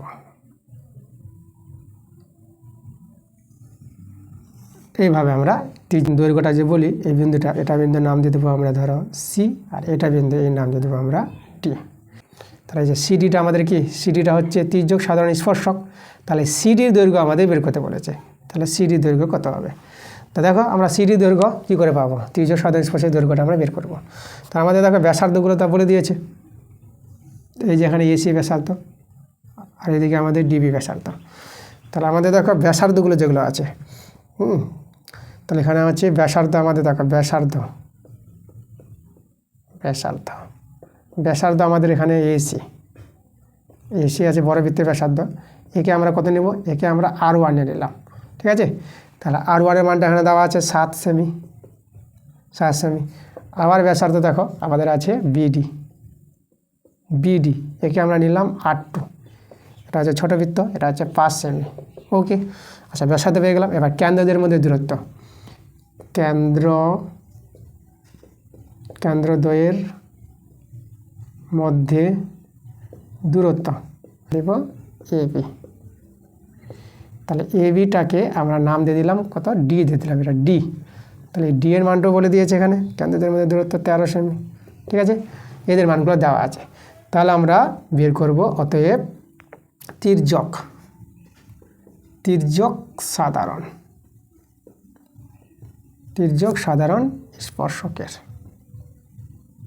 স্পর্শকের দৈর্ঘ্য, তাই না, সেটা হচ্ছে আমাদের কে, এটা হচ্ছে আমাদের সিডি। এই সিডির মানটা আমরা বের করব। তাহলে সেই সিডির মানটা পাওয়ার যে সূত্রটা তোমাদের বলে দিই, সূত্রটা হচ্ছে √d² minus R1 plus R2 তার হোল স্কোয়ার। এই হচ্ছে আমাদের তির্যক সাধারণ স্পর্শকের দৈর্ঘ্য। যদি সরল সাধারণ স্পর্শক বলতো, তোমাদের বলে রাখি এখানে মাইনাস হবে, সরল সাধারণ স্পর্শক বললে এখানে মাইনাস হবে, আর তির্যক বললে এখানে প্লাস হবে। ঠিক আছে, এইটুকু চেঞ্জ আছে, বাকি সব সেম। এভাবে তোমরা বের করতে পারবা, তির্যক সাধারণ স্পর্শক দৈর্ঘ্য বের করতে পারবা, আর সরল সাধারণ স্পর্শক দৈর্ঘ্য বের করতে পারবা, যদি এভাবে কন্ডিশন বলে দেয়। ঠিক আছে, তো চলো আমরা এখানে মানগুলো বসিয়ে দিই। তো এটা আমাদের সেমি, তাহলে আমরা মানগুলো বসাবো। ডি কত আছে? ডি আছে আমাদের 13 whole square minus R1 7 plus R2 5 তার হোল স্কোয়ার, ওটা 13 বর্গ হচ্ছে 169, আর এদিকে 7 5 12, তাহলে 12 স্কোয়ার, তাহলে 169 মাইনাস 12 স্কোয়ার হবে, 12 বর্গটা 144। ঠিক আছে, আমি এখানে দেখাচ্ছি সমান সমান। তাহলে এখানে এদের দেখো, এদের যে বিয়োগটা করবা, 169 থেকে 144 বাদ দিলে তোমরা পেয়ে যাবো 25। তাহলে আমরা কত পেয়ে যাবো? আমরা পেয়ে যাবো 5 সেমি। এটাই আমাদের অ্যান্সার। ঠিক আছে, তাহলে তির্যক সাধারণ স্পর্শকের দৈর্ঘ্য কত পেয়ে গেলাম? 5 সেমি পেয়ে গেলাম। এবার দেখো 6 প্রশ্নটা বলছে, ত্রিভুজ এবিসি সমকোণী ত্রিভুজের কোণ এবিসি 90 ডিগ্রি, এবি বাহুর উপর যে কোনো একটি বিন্দু ডি থেকে এসি বাহুর উপর ডি লম্ব বলেছে, এসি বাহুর উপর ডি লম্ব বলে দিয়েছে। যদি এডি সমান সমান 10 সেমি, এই সমান সমান 8 সেমি এবং বিসি সমান সমান 18 সেমি হয়, তবে বিডি এর দৈর্ঘ্য নির্ণয় করো। চলো আমরা ছবিটা এঁকে প্রশ্নটা আর ভালো করে বুঝি। ছবিটা আমাদের সমকোণী ত্রিভুজ বলেছে, তাহলে আমরা আগে একটা সমকোণী ত্রিভুজ নেব। তাহলে এই যে আমাদের একটা সমকোণী ত্রিভুজ, যার নাম হবে আমাদের, দেখো এখানে বি কোণটা আছে 90 ডিগ্রি, তাহলে এটা বি, এদিকে এ বলে দিলাম, আর এটা আমরা সি নাম দিয়ে দিলাম। তাহলে এ বি সি সমকোণী ত্রিভুজ পেয়ে গেছি। আর এখানে যেটা বলেছে এ বি বাহুর উপর, তাই না, এ বি বাহুর উপর যে কোনো একটা বিন্দু বলেছে ডি, তাহলে এই যেখানে একটা বিন্দু আমরা কিনে নিলাম, ডি নাম নিলাম, এটা ডি বিন্দু। তাহলে ডি বিন্দু থেকে এসি বাহুর উপর লম্ব বলেছে, তাহলে এভাবে এখানে আমাদের এখানে লম্ব আছে। ওকে, সেই লম্বটা আমাদের দেখো ডি বলেছে, এই যে লম্ব। তাহলে এই কোণটা কী হবে? এই কোণটা আমাদের 90 ডিগ্রি হবে, এটা আমাদের 90 ডিগ্রি, এটা সমকোণী ত্রিভুজ। তাহলে আমাদের বড় ত্রিভুজটা সমকোণী ত্রিভুজ, আর এই যে ছোটো ত্রিভুজটা এটাও সমকোণী ত্রিভুজ। আচ্ছা, এবার দেখো বাহুগুলোর মান দেওয়া আছে। এডি আমাদের 10 সেমি বলে দিয়েছে, এটা 10 সেমি। আর এই বলেছে আবার 8 সেমি, এটা হচ্ছে আমাদের 8 সেমি। আর এখানে দেখো বিসি বলে দিয়েছে 18 সেমি। ওকে, এটা হচ্ছে আমাদের 18 সেমি। তাহলে বিডি দৈর্ঘ্য বের করতে বলেছে, কার দৈর্ঘ্য? বিডি। এই যে বিডির দৈর্ঘ্য কত হবে সেটা আমাদের বের করতে হবে। বিডি কোথায়? এই যে বিডি আছে, এইটুকু দৈর্ঘ্যটা আমাদের চেয়েছে। চলো আমরা এইটুকু দৈর্ঘ্যটা আমরা বের করে দেখাবো কী করে এইটুকু দৈর্ঘ্যটা আমরা পাই। তাহলে এর জন্য পাওয়ার জন্য আমরা এই সমকোণ ত্রিভুজ থেকে, ছোটো সমকোণ ত্রিভুজ থেকে আমরা ডি এর মানটা বের করে নিই, তাই না? আচ্ছা, তাহলে এটা তো সমকোণ ত্রিভুজ, তা আমরা লিখব সমকোণী ত্রিভুজ। কী হবে? আমরা নাম দিয়ে দেবো এডিই থেকে আমাদের অতিভুজ কী হবে? অতিভুজ হচ্ছে এটা এডিটা, তাহলে এডি স্কোয়ার সমান সমান, আমরা ভূমি বলে দিলাম ডিকে, তাহলে ডি ভূমি স্কোয়ার, আর লম্ব হচ্ছে এই আর স্কোয়ার। ঠিক আছে, এবারে মানগুলো বসাও। আমাদের এডির মান হচ্ছে 10-এর স্কোয়ার, আর ডি তা তো আমরা বের করব, টিটা থাক, আর এই হচ্ছে 8-এর স্কোয়ার, স্কোয়ারটা হবে। তাহলে আমরা দেখো, আমরা যদি ডিটা বের করি, তাহলে ডিই স্কোয়ার সমান সমান, তাহলে এটা কত হবে? দেখো এটা আমাদের হয়ে যাবে 100, আর এটা এদিকে বিয়োগ করব, এটা হচ্ছে 64, তাহলে মাইনাস 64 হবে। তাহলে এদের বিয়োগ ফলে কত পাবো? এটা পেয়ে যাবো আমরা 36। তাহলে ডিটা কত পাবো? 36 বর্গমূল 6, আমরা ডিটা 6 পেয়ে গেলাম। তাহলে এটা কত পেলাম? এটা আমরা 6 পেয়ে গেলাম। ওকে,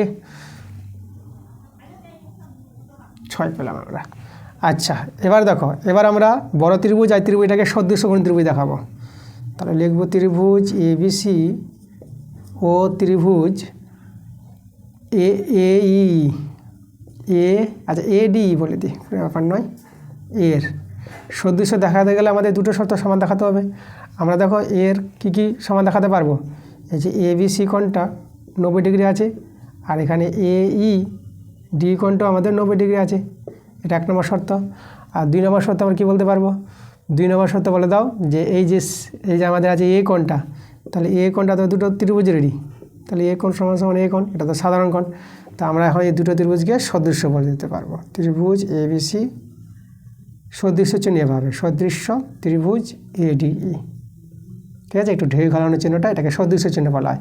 তাহলে এখন দেখো বড় ত্রিভুজটা ছোটো ত্রিভুজের সদৃশ্য পেয়ে গেলাম। তা দুটো ত্রিভুজ যদি সদৃশ্য হয়, তাদের অনুরূপ বাহুগুলি অনুপাতও আমাদের কী হবে? সমান হবে। তাহলে দেখো বড় ত্রিভুজে অনুরূপভাবে আমরা কী করবো, লম্ব বাই ভূমি নিচ্ছি আমরা, মনে রাখবা লম্ব বাই ভূমি মানে AB by BC, AB by BC সমান সমান বড় ত্রিভুজে কী নিলাম, লম্ব বাই ভূমি, আর যে ছোটো ত্রিভুজে নিব তাহলে লম্ব বাই ভূমি, এটা লম্ব এটা ভূমি, ঠিক আছে, এইটাকে লম্ব ধরলাম, তাহলে লম্ব বাই ভূমি মানে এই বাই ডিই, তো এখানে লিখবো এই বাই ডিই, দেখো লম্ব বাই ভূমি করে দিলাম। চলো মান বসাও, আমরা যদি মানগুলো বসাই এখানে, এখানে দেখো এবি জায়গায় লিখবো আমরা এডি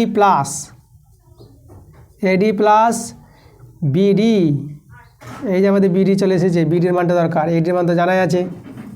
আর এখানে দেখো বিসির মান বসিয়ে দাও, বিসি হচ্ছে 18 সমান সমান এইর মান আছে আমাদের 8, আর ডির মানটা আমরা বের করলাম, এই যে ডির মানটা 6। তা দেখো তোমরা এখান থেকে কার মানটা পাবো, বিডির মানটা পাবো, এডির মানও জানা আছে, আমরা এডির মানটাও বসিয়ে দেবো, এখানে দেখায় বা এডির মান পেয়েছি কত 10, তাহলে এখানে 10 প্লাস, দেখো এখানে 6 একে 6 আর 6 3 18 কাটাকাটি করে দিলাম, 10 প্লাস বিডি, আর নিচে আমাদের 3 বাঁচলো, আর এদিকে আমাদের শুধু 8 বেঁচেছে। তাহলে এখানে দেখো 10 প্লাস বিডি আর 3 24, তাহলে বিডি 24 থেকে 10 বিয়োগ হবে, 24 থেকে 10 বিয়োগ করবা পেয়ে যাবা তোমরা 14, তাহলে আমাদের বিডির মানটা কত পেলাম 14 সেমি, 14 সেমি, এটা আমাদের অ্যান্সার। বিডির মানটা বের করতে বলেছিল। এবার দেখো 7 প্রশ্নটা কী বলছে, এবি এবং সিডি হলো ও কেন্দ্রীয় বৃত্তের দুটি যে দুটিকে বর্ধিত করলে তারা পি বিন্দুতে মিলিত হয়। তাহলে কোণ এওসি দেওয়া আছে 100 ডিগ্রি, কোণ বিওডি দেওয়া আছে 60 ডিগ্রি হলে তার আমাদের কোণ বিপিডি এর মান বের করতে বলেছি। তো চলো আমরা ছবিটা এঁকে আরও প্রশ্নটা ভালো করে বুঝি। তাহলে আমাদের এখানে ও কেন্দ্রীয় বৃত্ত বলেছে, তাহলে আমরা দেখো একটা ও কেন্দ্রীয় বৃত্ত তৈরি করব। এখানে হচ্ছে ও কেন্দ্রীয় বৃত্ত, ওকে।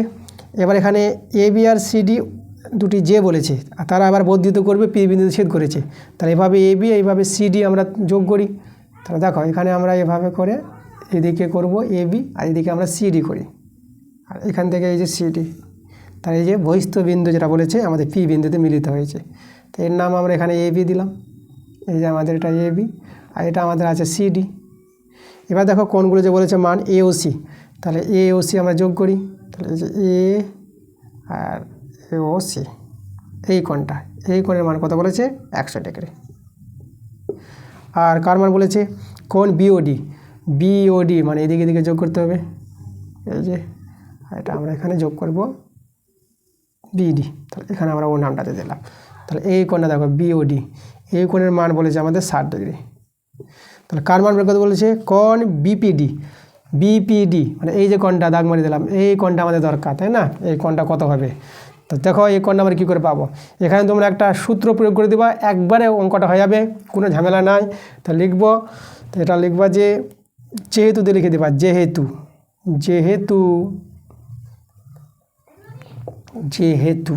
ঠিক আছে, যেহেতু তো লিখবা কোণ যার মানটা বের করতে বলেছে, কার কোণ এই কোণটা বিপিডি, তাহলে কোণ বিপিডি সমান হবে, দেখো যে দুটো কোণ দেওয়া আছে তাদের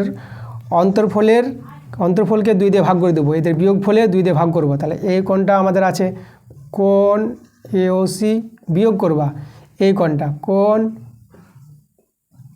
বিওডি আর 2 দিয়ে ভাগ করে দাও, বাস একবারে পেয়ে যাবা তোমরা বিপিডি কোণটা পেয়ে যাবা। ঠিক আছে, চলো মান বসিয়ে দাও, মান আমরা বসাবো। দেখো এওসি কোণের মান আছে 100 ডিগ্রি মাইনাস, আর বিওডি এর মানটা কত 60 ডিগ্রি, আর এখানে 2, তাহলে উপরে কত, উপরে হবে আমাদের 40 ডিগ্রি আর নিচে 2 দিয়ে কাটাকাটি করো তোমরা পেয়ে যাবা 20 ডিগ্রি, তাহলে আমাদের অ্যান্সারটা হয়ে গেল 20 ডিগ্রি। ওকে, একবারে তোমরা অ্যান্সার পেয়ে যাবা, কোনো কিছু ঝামেলা করতে হবে না। এবার দেখো আমি এখানে আরেকটা কথা বলবো, প্রশ্নটা অনেক সময় ঘুরিয়ে দেয়, এই যে আমাদের এ বি আর সিডি বাইরে যদি ছেদ না করে ভিতরে ছেদ করে, অনেক সময় কি হয় ভিতরে ছেদ করে, তাহলে এটা আমি একটু তোমাদের বলি এই জায়গাটা, ঠিক আছে, এখানে আমি একটু বলে দিই। যদি আমাদের এভাবে হতো, এই যে, তাহলে আমাদের এখানে ধরো এই যে আমাদের আছে এইভাবে করে ধরো আছে এই জায়গায়, ধরো আমাদের এটা A B R C R D, এখানে আমাদের কেন্দ্রবিন্দু, ঠিক আছে, কেন্দ্রবিন্দু ও। তাহলে আমাদের যে কোণগুলো বলেছি AOC, তাহলে এই যে AOC এই কোণটা দেওয়া আছে, আর দেওয়া আছে আমাদের BOD, তাহলে BOD, তাহলে এই যে BOD এই কোণটা দেওয়া আছে, এই কোণটা দেওয়া আছে, ঠিক আছে। তাহলে আমাদের কার মানটা বের করতে পারছে, ছেদ করেছে কোথায়, এখানে ছেদ করেছে, এই যে এটা হচ্ছে আমাদের P বিন্দু। তাহলে এই যে আমাদের দেখো BPD এই কোণটা আমাদের বের হবে। তাহলে এই কোণটা পাওয়ার নিয়মটা কি, এখানে এই ক্ষেত্রে, তাই না, এই ক্ষেত্রে তোমরা এভাবে করবা, এখানে আমাদের BPD এটা হবে আমাদের, এখানে দেখো বিয়োগের জায়গায় যোগ হয়ে যাবে, শুধু কোণ AOC যোগ কোণ BOD, একদম তোমাদের বলে দিচ্ছি। প্রশ্নটা যদি এভাবে হয়, যদি যে দুটি যদি বৃত্তের মধ্যেই ছেদ করে, তাহলে কিন্তু এটা সূত্র, তখন যোগফল করবা, আর যে দুটি যদি বাইরে ছেদ করে, তাই না, বৃত্তের বাইরে, তাহলে আমাদের মাইনাস হবে, অন্তর হবে। তো এইভাবে করে তোমরা কাজ করবা, তাই না, তোমরা দেখবা এই কোণের মানটা পেয়ে যাবা, একবারে পেয়ে যাবা। আর এখানেও তোমরা একবারে পেয়ে যাবা, যদি প্রশ্নটা এভাবে থাকে। অনেক সময় প্রশ্নটা এভাবে করে দেয়, ঠিক আছে, বৃত্তের মধ্যে ছেদ করে এই যে আমাদের যে দুটি, তাহলে আমাদের এভাবে হবে, যোগ হবে, আর বৃত্তের বাইরে ছেদ করলে আমাদের বিয়োগ হবে, ঠিক আছে। এবার দেখো আমাদের 8 প্রশ্নটা কী বলছে। তাহলে 8 প্রশ্নটা বলছে, একটি লম্ববৃত্তাকার শঙ্কুর উচ্চতা 20% বৃদ্ধি করলে এবং ভূমির ব্যাসার্ধ 25% বৃদ্ধি করলে আয়তন বৃদ্ধির শতকরা হার নির্ণয় করো। আচ্ছা, এখানে শঙ্কুর উচ্চতা বাড়াচ্ছে, তাহলে প্রথমে আমরা শঙ্কুর উচ্চতা H নিয়ে নিলাম, এটা শঙ্কুর উচ্চতা, আর ভূমির ব্যাসার্ধ নিলাম আমরা R, ঠিক আছে। তাহলে এভাবে ধরে আমাদের শঙ্কুর আয়তন বের করব। তাহলে শঙ্কুর আয়তন কত হবে, শঙ্কুর আয়তনের সূত্র জানি 1/3 পাই r²h। ওকে, শঙ্কুর আয়তন পেয়ে গেলাম। এবার যা চেঞ্জ করছি, উচ্চতাকে 20% বাড়াবে, তাহলে উচ্চতা 20% বাড়ালে আমাদের উচ্চতা কত হবে, দেখো এতটা আমাদের বাড়াচ্ছে, তাহলে আগে উচ্চতা ছিল h, তাহলে এটা আমাদের যোগ হবে। তাহলে এখানে আমরা যে কাটাকাটি করি, এটা পেয়ে যাবে কত, এটা 5 পেয়ে যাবো, এ থেকে 1 20 পাচ্ছে 100। তাহলে এখানে দেখো আমাদের h প্লাস আমরা পেলাম কত, h পাই 5। ওকে, এটা বাড়ছে, আগে ছিল এটা, তাহলে যোগ হয়ে আমাদের এই উচ্চতা হয়ে যাবে। তো এটা যোগ করো, এটা 5 এদিকে 6, তাহলে এটা 6h/5 পেয়ে যাচ্ছে এটা যোগ করে। আচ্ছা, আবার দেখো এখানে আমাদের বলেছে যেটা ভূমির ব্যাসার্ধ 25% বৃদ্ধি করবে, ভূমির ব্যাসার্ধ আগে r ছিল, প্লাস কতটা বাড়াবে, r × 25%, মানে 25/100। তাহলে এটা হবে নতুন আমাদের ভূমির ব্যাসার্ধ। এখানে দেখো 25 × 4 = 100, তাহলে এখানে কত পাচ্ছ তোমরা, এখানে পেয়ে যাচ্ছ r + r/4। এটা যোগ বিয়োগ করো, এটা পেয়ে যাবে তোমরা 4r, তো এটা 5r/4 পেয়ে যাচ্ছ। তাহলে এই দুটো থেকে আয়তন কত পাবা, তাহলে এখানে আয়তনটা তোমরা পাবা 1/3 পাই r², আর এখানে দেখো আর হচ্ছে আমাদের 5r/4 তার হোল স্কোয়ার, আর h হচ্ছে আমাদের 6h/5। আচ্ছা, এখানে আমরা সরলটা করি, এটা আমাদের 1/3 আছে, পাই আছে, ইন্টু এটা ভাঙবে 25r²/16, আর এটা আমাদের 6h/5। আচ্ছা, এখানে কাটাকাটি করো, 5 5 25। আচ্ছা, 1/3 কিছু করো না, এখানে 1/3 যেহেতু আছে 1/3 রেখে দিবা। এখানে আমরা 2 দিয়ে করি, 2 3 6 আর 2 8 16। দেখো এখানে 5 3 15, 15/8, 15/8কে আমরা সামনে নিয়ে আসলাম, ইন্টু আর 1/3 পাই r²h আছে, r²h বসিয়ে দিলাম। ঠিক আগের মতো আমরা ফিগারটা রাখলাম। এবার আমরা কি করব, আমাদের দেখো আমাদের এটা নতুন আয়তন পেলাম, তাই না, কার, আমাদের শঙ্কুর। তাহলে আয়তন কিন্তু আগের চেয়ে বেড়েছে, দেখো এটা 15/8, একের চেয়ে বড় আছে, তাহলে আগের চেয়ে আয়তনটা বেড়ে গেছে। তাহলে কতটা আয়তন বৃদ্ধি পেল, তাহলে আমরা লিখব আয়তন বৃদ্ধি পায়, আয়তন বৃদ্ধি পায়। বৃদ্ধি কত পাবে, দেখো এই যে বড়টা আছে, বড় থেকে আমাদের বাদ দিয়ে দেবো, এটা আছে আমাদের বড়, আর মাইনাস ছোটো হচ্ছে ওই যে উপরেরটা, প্রথমে যেটা ছিল 1/3 পাই r²h। ঠিক আছে, এটা তোমরা বিয়োগ করবা। দেখো বিয়োগটা কী করে করবা, আমাদের এটা তো কমন চলে যাবে, তাহলে এখানে 1 আছে আমাদের, তাহলে এখানে 15/8, মানে এখানে তোমাদের বলি এই জায়গাটা বলি, আমাদের আছে এদিকে 15/8 - 1, এটা দেখো 8, 15 থেকে 8, এটা আমরা পেয়ে যাবে কত, এটা পেয়ে যাবো 7/8 পেয়ে যাবে এটা। তাহলে এদের বিয়োগ ফলে 7/8, তাহলে আমরা এখানে বলে দেবো, তাহলে এখানে কত বলে দেবো, এখানে আমরা বলে দেবো 7/8 × 1/3 পাই r²h, এতটা আয়তন বৃদ্ধি পায়। এবার আমরা বের করব শতকরা আয়তনটা কত বৃদ্ধি পায়, আমি এখানে দেখাচ্ছি। তাহলে অতএব শতকরা আয়তন বৃদ্ধি পায়। তার শতকরা আয়তন বৃদ্ধি পাবে কী করে দেখো, তোমরা ভালো করে দেখো। আয়তন যেটা বৃদ্ধি পেয়েছে সেটা উপরে লিখো। আমাদের পেয়েছে বৃদ্ধিটা 7/8 into 1/3 pi r square h, আর বাই দিবা, ঠিক আছে, ভাগ করবা। কত দিয়ে? যেটা প্রথমে আয়তন ছিল এটা ছিল মূল আমাদের শঙ্কু প্রথম, তো এটা নিচে দিবা 1/3 পাই আর স্কোয়ার এইচ, আর 100 দিয়ে গুণ করে দেবা। এভাবে শতকরা আয়তন বৃদ্ধিটা পেয়ে যাবো। যেটা মিলে গেলো ওটা কেটে গেল, তাহলে আমাদের কে থাকলো 7/8 ইন্টু 100। আচ্ছা, এখানে 4 দিয়ে কাটাকাটি করো, 4 দিয়ে 8, আর এখানে হবে 25। তাহলে দেখো 25 7তে আমাদের কত হয়? 175 হয়। এদিকে 175 আর নিচে 2। তাহলে এখানে যদি আমরা ভাগ করে দাও, তা তোমরা পেয়ে যাবা 2 8 16, 1 15, 2 7 14, 1, তাহলে 87.1/2%। তো এখানে একটু ভালো করে লিখি, আমার অ্যান্সারটা পেয়ে গেলাম 87.1/2%। এটাই আমাদের অ্যান্সার, ঠিক আছে। এবার দেখো 9 প্রশ্নটা কী বলছে। কোনো লম্ববৃত্তাকার চোঙের আয়তন ভি, সমগ্র তলের ক্ষেত্রফল এস, উচ্চতা এইচ এবং ভূমি ব্যাসার্ধ আর হলে দেখাও যে 2VR = H into SR minus 2V। এটা আমাদের প্রমাণ করতে বলেছে। আচ্ছা, এখানে আমাদের দেখো চোঙের আয়তন, আমাদের চোঙ বলেছে, চোঙের ব্যাসার্ধ উচ্চতা বলেই দিয়েছে, তাহলে আমাদের ভিটা কত হবে? ভি সমান চোঙের যে আয়তনের সূত্রটা, চোঙের আয়তনের সূত্রটা তোমরা জানবা পাই আর স্কোয়ার এইচ, এটা হচ্ছে চোঙের আয়তন। এবার হচ্ছে চোঙের সমগ্র তলের ক্ষেত্রফল, যেটাকে এস বলেছে, তাহলে এস সমান কত হবে? দেখো সমগ্র তলের ক্ষেত্রফল কি হয়, আমাদের এখানে চোঙ আছে, তোমাদের একটা চোঙ এঁকে দেখাচ্ছি আমি। এই যে আমাদের একটা চোঙ আছে, ঠিক আছে। চোঙের সমগ্র তলের ক্ষেত্রফলের সূত্র হচ্ছে, দেখো আমাদের পার্শ্বতলটা আর দুটো যে ভূমি আছে বৃত্তাকার তাদের ক্ষেত্রফলটা, ঠিক আছে। তাহলে চোঙের পার্শ্বতলের ক্ষেত্রফলের সূত্র হচ্ছে 2πr/h, এটা হচ্ছে চোঙের পার্শ্বতলটা। আর দুটো বৃত্ত, এই যে বৃত্ত আছে এটা, তাহলে এই বৃত্তের ক্ষেত্রফল πr², আর এই বৃত্তের ক্ষেত্রফল πr²। তাহলে এখানে যোগ হয়ে কত যাবে? 2πr²।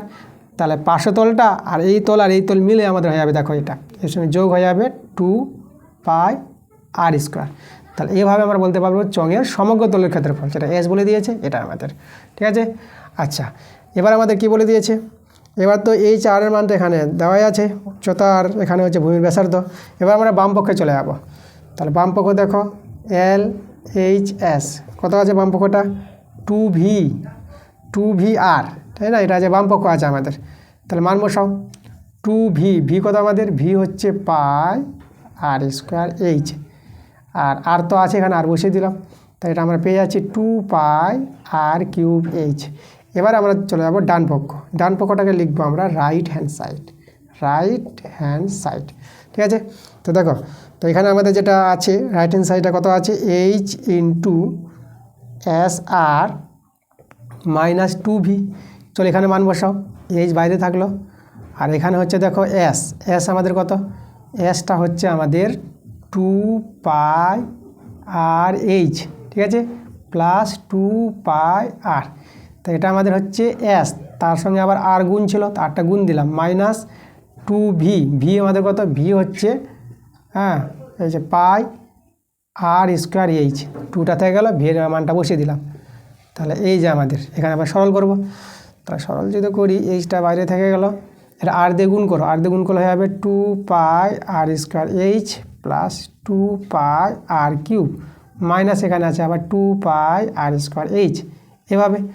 আচ্ছা, তাহলে এখানে লক্ষ্য করো আমাদের এটা আর এটা কেটে যাচ্ছে, তাহলে এটা কেটে দাও, মিলে গেছে। তাহলে আমাদের থাকলো এটা, তাহলে 2πr³ আর এখানে এইচ আছে, তাহলে আমাদের কত হবে? 2πr³ হয়ে যাবে। দেখো তো আমাদের মিলে গেল। তো আমরা অতএব বলে দেবো LHS = RHS প্রুভড। দেখো আমরা প্রমাণটা করে দিতে পারলাম। দেখো 10 প্রশ্ন বলছে 25 ডিগ্রি 18 মিনিট 42 সেকেন্ড, তাই না? একটা ড্যাশ থাকলে মিনিট আর দুটো ড্যাশ থাকলে পরে সেকেন্ড বলা হয়। তো এটা আছে 25 ডিগ্রি আছে, 18 মিনিট আছে আর 42 সেকেন্ড আছে। এটাকে কী করতে বলেছে? আমাদেরকে বলেছে রেডিয়ানে প্রকাশ করো, রেডিয়ান। তাহলে আমরা কি দেখো মানে বৃত্তীয় মানে প্রকাশ করতে বলেছে, তাহলে আমরা প্রথমে আগে ষষ্ঠিক মানে নিয়ে আসবো কোনটাকে, তারপর বৃত্তীয় মানে প্রকাশ করে নেব, তখন আমাদের কিছু রেডিয়ানে প্রকাশ হয়ে যাবে। রেডিয়ান বলতে কোনটাকে বৃত্তীয় মানে করতে হবে। তা চলো দেখো আমরা কী করে, আমরা দেখো আগে করছি ষষ্ঠিক মানটা করছি, মানে ডিগ্রিতে নিয়ে আসবো একে। তাহলে আমাদের দেখো একো ডিগ্রিতে করতে হবে, একো ডিগ্রি করতে হবে। তার জন্য সবাই কী করো, পৃথক পৃথক করে দাও। এভাবে তোমরা যোগের আকারে লিখতে পারো, ঠিক আছে, লেখা যাবে। ভেঙে দিলাম এদের, তাহলে 25 ডিগ্রি থাক, এদের ডিগ্রিতে আছে। তাহলে এখানে দেখো এটা আমাদের মিনিটটা এখন থাক। এখন আমরা সেকেন্ডটাকে আমরা কী করব, এই যে সেকেন্ডটাকে মিনিট করব, ঠিক আছে। তাহলে এখানে আমাদের 42 ছিল সেকেন্ড, আর সেকেন্ডকে যে মিনিট করো তাহলে 60 দিয়ে ভাগ করবা, তাহলে আমাদের কী হবে, মিনিট হয়ে যাবে। কারণ আমরা জানি যে 60 সেকেন্ড সমান 1 মিনিট। তাহলে এখানে তোমরা পাশে বলতে পারো যেহেতু 60 সেকেন্ড সমান 1 মিনিট, ঠিক আছে। তো 60 সেকেন্ড সমান 1 মিনিট হলে পরে তো সেকেন্ডকে মিনিট করতে গেলে 60 দিয়ে ভাগ করতে হবে। তাহলে এখানে আমরা 25 ডিগ্রি রেখে দেবো। আর এটা দেখো এখানে আমরা 18 সেকেন্ড রেখে দিই। এখানে কাটাকাটি করে নাও, এখানে যদি 6 দিয়ে কাটাকাটি করো তাহলে এটা 10, এটা 6 7 42। তাহলে আমাদের এখানে 7/10 কত থেকে গেলো, মিনিট। এটু আমাদের মিনিট থেকে গেল। এখন দেখো এই দুটো মিনিট আছে, এই দুটোকে আমরা যোগ করে নেব। ডিগ্রি প্লাস 18 প্লাস 7/10, আর মিনিটটাকে বাইরে লিখেছিলাম, ঠিক আছে। মিনিট হয়ে গেছে, মিনিট এক জায়গায় করে যোগ করব। 25 ডিগ্রিটা আমরা থাক। আর এখানে দেখো ভগ্নাংশের যোগবিয়োগটা তোমরা পেয়ে যাবে 10 লসাগু, আর এটা পাবা দেখো 180, আর দিকে 7, তাহলে 187। এটা মিনিট, ঠিক আছে, আচ্ছা মিনিট, এটা মিনিট আছে। তাহলে এবার দেখো এখন মিনিট চলে আসলো, মিনিটকে এবার ডিগ্রি করবো। তো মিনিটকে ডিগ্রি করলে 60 দিয়ে আবার ভাগ করতে হবে। তাহলে আমরা কী করছি এখানে, তা আমরা করব 187 আছে, আর নিচে 10 আছে, আর 60 দিয়ে ভাগ করে দিচ্ছি। তাহলে মিনিটটা কী হবে, আমাদের ডিগ্রিতে হয়ে যাবে। তাহলে পাশে বলে দাও যেহেতু 60 মিনিট, মিনিট হচ্ছে একটা দাগ, ঠিক আছে। 60 মিনিট সমান কত, 60 মিনিট সমান 1 ডিগ্রি। জানতে হবে, তার জন্য আমরা মিনিটকে ডিগ্রি করলে 60 দিয়ে ভাগ করেছি। 60 দিয়ে যখনই ভাগ করেছি তখনই আমরা ডিগ্রি পেয়ে গেছি। তাহলে এটা আমরা কী করব, এটা আমি একটা সরল করব। তাহলে এখানে দেখো কত আসছে, আমি এখানে দেখাচ্ছি, এই জায়গায় নিয়ে আসছে আমি। তাহলে এটা হবে সমান 25 ডিগ্রি প্লাস, আর এটা কত আছে, এটা 187/600। তাহলে আমরা লিখব 187/600। এখানে আমরা ডিগ্রিটাতে দিলাম, ঠিক আছে, এটা আমাদের ডিগ্রিতে আছে। এবার দুটোই ডিগ্রি হয়ে গেছে, তাহলে এদেরকে তোমরা ভগ্নাংশে যোগবিয়োগ করে নাও। তাহলে আমাদের দেখো আমরা ডিগ্রিটা বাইরে রেখে দেবো। তাহলে এই যে 600 লসাগু, আর এটা দেখো 25 6 কত হবে, 150, আর দুটো শূন্য বসে গেল, প্লাস 187, এটা নেমে যাবে, আর বাইরে ডিগ্রিটা দিয়ে দিলাম। এটা যোগ করো, এটা যদি যোগ করো তাহলে 15,187/600 ডিগ্রিটা এখানে দিয়ে দিলাম। দেখো এবার আমরা সম্পূর্ণ ডিগ্রিতে পরিণত করে নিয়েছি। এবার এত এর কি রেডিয়ানে প্রকাশ করতে হবে। তাহলে আমরা লিখব এর বৃত্তীয় মান। তাহলে লিখব এর বৃত্তীয় মান। বৃত্তীয় মান পাওয়ার জন্য তোমরা করবা কি, এই মানটাকে, যে মানটা আছে এই যে আছে আমাদের এটা 600, এত ডিগ্রি আছে আমাদের, একে তোমরা গুণ করে নেবা π/180 ডিগ্রি দিয়ে, ঠিক আছে। এভাবে যদি গুণ করে নাও তোমরা কিছু পেয়ে যাবা, বৃত্তীয় মানে পেয়ে যাবে, রেডিয়ানে পেয়ে যাবা। তাহলে এই যে আমাদের দেখো এটাই হচ্ছে আমাদের রেডিয়ান। তাহলে আমরা করব কি, আমাদের উপরেটা উপরে বসিয়ে দাও, তাহলে পরে হয়ে যাবে 15,187, দেখো ডিগ্রি কেটে দাও, এখানেও ডিগ্রি আছে, ডিগ্রি কেটে গেল, আর ডিগ্রি নাই, ঠিক আছে, এখানে পাই থেকে যাবে। আর এটা আমরা গুণ করে দাও। তাহলে এখানে দেখো 18 আর 6 গুণ করো, তাহলে এখানে 6 8 48 8, আর 6 1 6, আর 6 আর ওদিকে 4, 6 4 10, 108, আর এদিকে 3টা শূন্য বসে যাবে, 3টা শূন্য। তাহলে এই যে আমাদের দেখো মানটা, যে রেডিয়ানের মানটা বলতে বলেছিল, তার রেডিয়ানের মানটা পেয়ে গেছি। তো এটা হচ্ছে আমাদের রেডিয়ান, এত রেডিয়ানকে আমরা সি দিয়ে বলি, এখানে সিও দিতে পারো। তো এটাই আমাদের অ্যান্সার। দেখো 11 নম্বর প্রশ্নটা বলছে sin 90° θ প্লাস cos θ সমান √2 cos 90° θ। তো আমাদের এই যে দেওয়া আছে, তো এখান থেকে আমাদের কার মানটা বের করতে বলেছে, cosec θ মানটা বের করতে বলেছে। তো দেখো আমরা এখান থেকে cosec θ মানটা বের করে দেখাবো। তো আমরা করবো কি, তো পুরো কোণের সূত্র আমরা জানি sin 90° θ, এটা cos θ হয়ে যায়, এটা আছে পুরো কোণের সূত্র আছে, তাহলে cos θ, এটা আমাদের cos θ আছেই। আর এদিকে দেখো √2 আছে, আর এখানেও দেখো cos 90° θ, এটাও পুরো কোণের সূত্র, sin θ হয়ে যাবে, sin θ। এখানে তোমরা দেখতে পাচ্ছ 2 cos θ যোগ করে 2 cos θ, এদিকে আছে √2 sin θ। দেখো আমরা এখানে করছি কি, আমরা cos θ তার নিচে আমরা করলাম sin θ, ঠিক আছে, cos θ নিচে sin θ নামালাম, আর এদিকে আছে √2, এর নিচে 2 করে দিলাম। দেখো কস থিতা বাই সাইন থিতা একে বলা যায় কট থিতা, কস বাই সাইন কট হবে। আর এদিকে এটা থাক, এটা আমরা কিছু করছি না। এখন বর্গ করে নেবো ওই পক্ষে, এদিকে লিখবো কট স্কোয়ার থিতা, আর এর যদি বর্গ করে এটা 2 হবে, এটা 4 হবে। কাটাকাটি করা 2 কে 2, 2 দিয়ে 4। আচ্ছা এবার দেখো কট স্কোয়ার থিতাকে লিখবা কসেক স্কোয়ার থিতা মাইনাস 1, এটা আমাদের সূত্রে আছে। এদিকে আছে 1/2। এখান থেকে আমরা কার মানটা বের করবো, কসেক স্কোয়ার থিতা মান বের করবো, তারপরে কসেক থিতা বেরিয়ে আসবে, তখন আমাদের অ্যান্সারটা হয়ে যাবে।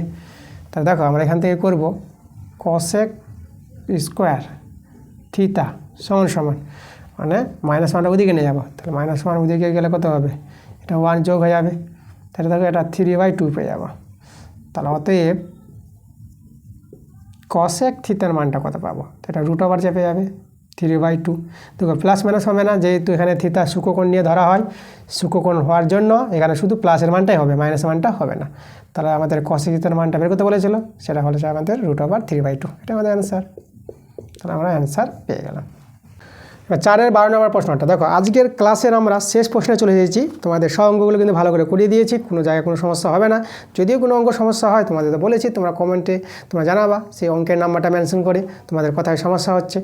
ওকে, আর তোমরা যে কমেন্ট করছিলা যারা যারা বই পাওনি, ঠিক আছে, তোমরা যদি বই পেয়ে থাকো তো তোমরা কমেন্টে জানাবা যে বইগুলো আমরা পেয়ে গেছি, ঠিক আছে, কারণ পর্ষদ বইটা তোমাদের হাতে দরকার, কারণ অঙ্কগুলো তোমাদের ভালো করে বুঝতে গেলে তোমাদের কিন্তু বইটা নিয়ে খুলতে হবে। তো চলো আজকের ক্লাসে আমরা শেষ অঙ্কটা দেখে নেব। আমাদের যে 4-এর 12 নম্বর অঙ্কটা বলেছে, দেখো কিছু তথ্য দেওয়া আছে, এই তথ্যগুলো আবার মানের ঊর্ধ্বক্রম অনুসারে সাজানো আছে, মানে ছোটো থেকে বড় সাজানো আছে। দেখো 6, 8, 10, 12, 13, আর এক্সের মানটা বড় হবে বলে দিয়েছে, যে এখানে সাজানো আছে ছোটো থেকে বড় আকারে। তাহলে আমাদের দেখো বলেছে এই তথ্যগুলির গড় আর মধ্যমা যদি সমান হয় তাহলে এক্সের মানটা বের করতে বলেছে। তা আমরা কী করব, আগে গড় বের করব। তো অতএব গড় আমরা কী করে পাই, আমরা কী করব, আমরা সবগুলো তথ্য যোগ করব। মানে এখানে দেখো আমাদের 6 যোগ 8 যোগ 10 যোগ 12 যোগ 13 যোগ এক্স সবগুলো যোগ করে আর নিচে ভাগ করব কতগুলো আমাদের তথ্য আছে, 1 2 3 4 5 6, তাহলে 6 দিয়ে ভাগ করব। তাই একে বলা হয় আমাদের গড়।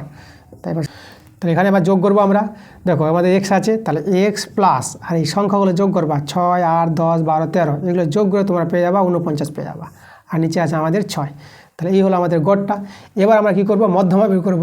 দেখো মধ্যমা কি করে পাই, অতএব মধ্যমা পেতে গেলে আগে তথ্যগুলোকে ছোটো থেকে বড় আকারে সাজাতে হবে, কিন্তু আমাদের এখানে দেখো তথ্যগুলো ছোটো থেকে বড় আকারে সাজানো আছে, এটা প্রশ্নে বলেই দিয়েছে। তাহলে এবার মধ্যমা বের করব। কটা সংখ্যা আছে, 1 2 3 4 5 6, 6টা সংখ্যা আছে। তাহলে মধ্যমা পাওয়ার নিয়ম হচ্ছে আমরা কি করব, আমরা এই দুটো আর দুটো করে বাদ দেবো, তাহলে এই যে মাঝে দুজনকে যোগ করব আর 2 দিয়ে ভাগ করব, এভাবে মধ্যমা পেয়ে যাবো। তাহলে দেখো এই দুটোকে যোগ করব, তাহলে 10 যোগ 12 আর 2 দিয়ে ভাগ, তাই এই হলো মধ্যমা। এটা যে যোগ করো এটা কত পেয়ে যাবা, এটা পেয়ে যাবা আমরা 22 আর 2 দিয়ে ভাগ, তো 2 দিয়ে ভাগ করলে কত পেয়ে যাবা 11। তাহলে আমরা মধ্যমা 11 পেয়ে গেলাম। আর আমাদের এখানে বলে দিয়েছে গড় আর মধ্যমা সমান বলে দিয়েছে। তাহলে অতএব এক্স প্লাস 49/6 সমান 11, এটা সমান বলে দিয়েছিল। তাহলে এক্স প্লাস 49 এদিকে 66 হয়ে যাবে। তাহলে এক্স সমান দেখো 66 থেকে 49 বিয়োগ করো, তোমরা পেয়ে যাবা 17। তাহলে এক্সের মান আমরা 17 পেয়ে গেলাম, আমরা অ্যান্সার কিন্তু পেয়ে গেলাম। তাহলে দেখো এই ছিল আমাদের আজকের ক্লাস, তোমাদের অঙ্কগুলো সব করে দিয়েছি, কোনো সমস্যা নয়। তোমরা দেখো পরশু টেস্ট পেপার 402 পাতার আজকে করালাম এই পেজের অঙ্কগুলো, পরের যে ভিডিওগুলো তোমাদের আসবে আবার, ঠিক আছে, পরশু টেস্ট পেপার থেকে আসবে, আমি পরশু টেস্ট পেপার থেকে এখন করাচ্ছি। আর তোমরা চাইছো যে এবিটি টেস্ট পেপার করাবে কি করাবো না, এবিটি টেস্ট পেপার কিন্তু দিব ক্লাস, আমি আগে পরশু টেস্ট পেপারে কিছু এগিয়ে দেওয়ার পর তারপরে আমি এবিটি থেকে ক্লাস দিব তোমাদের। তাহলে ঠিক আছে, তোমাদের সঙ্গে দেখা হচ্ছে নেক্সট ভিডিওতে, তোমরা ভালো থেকো।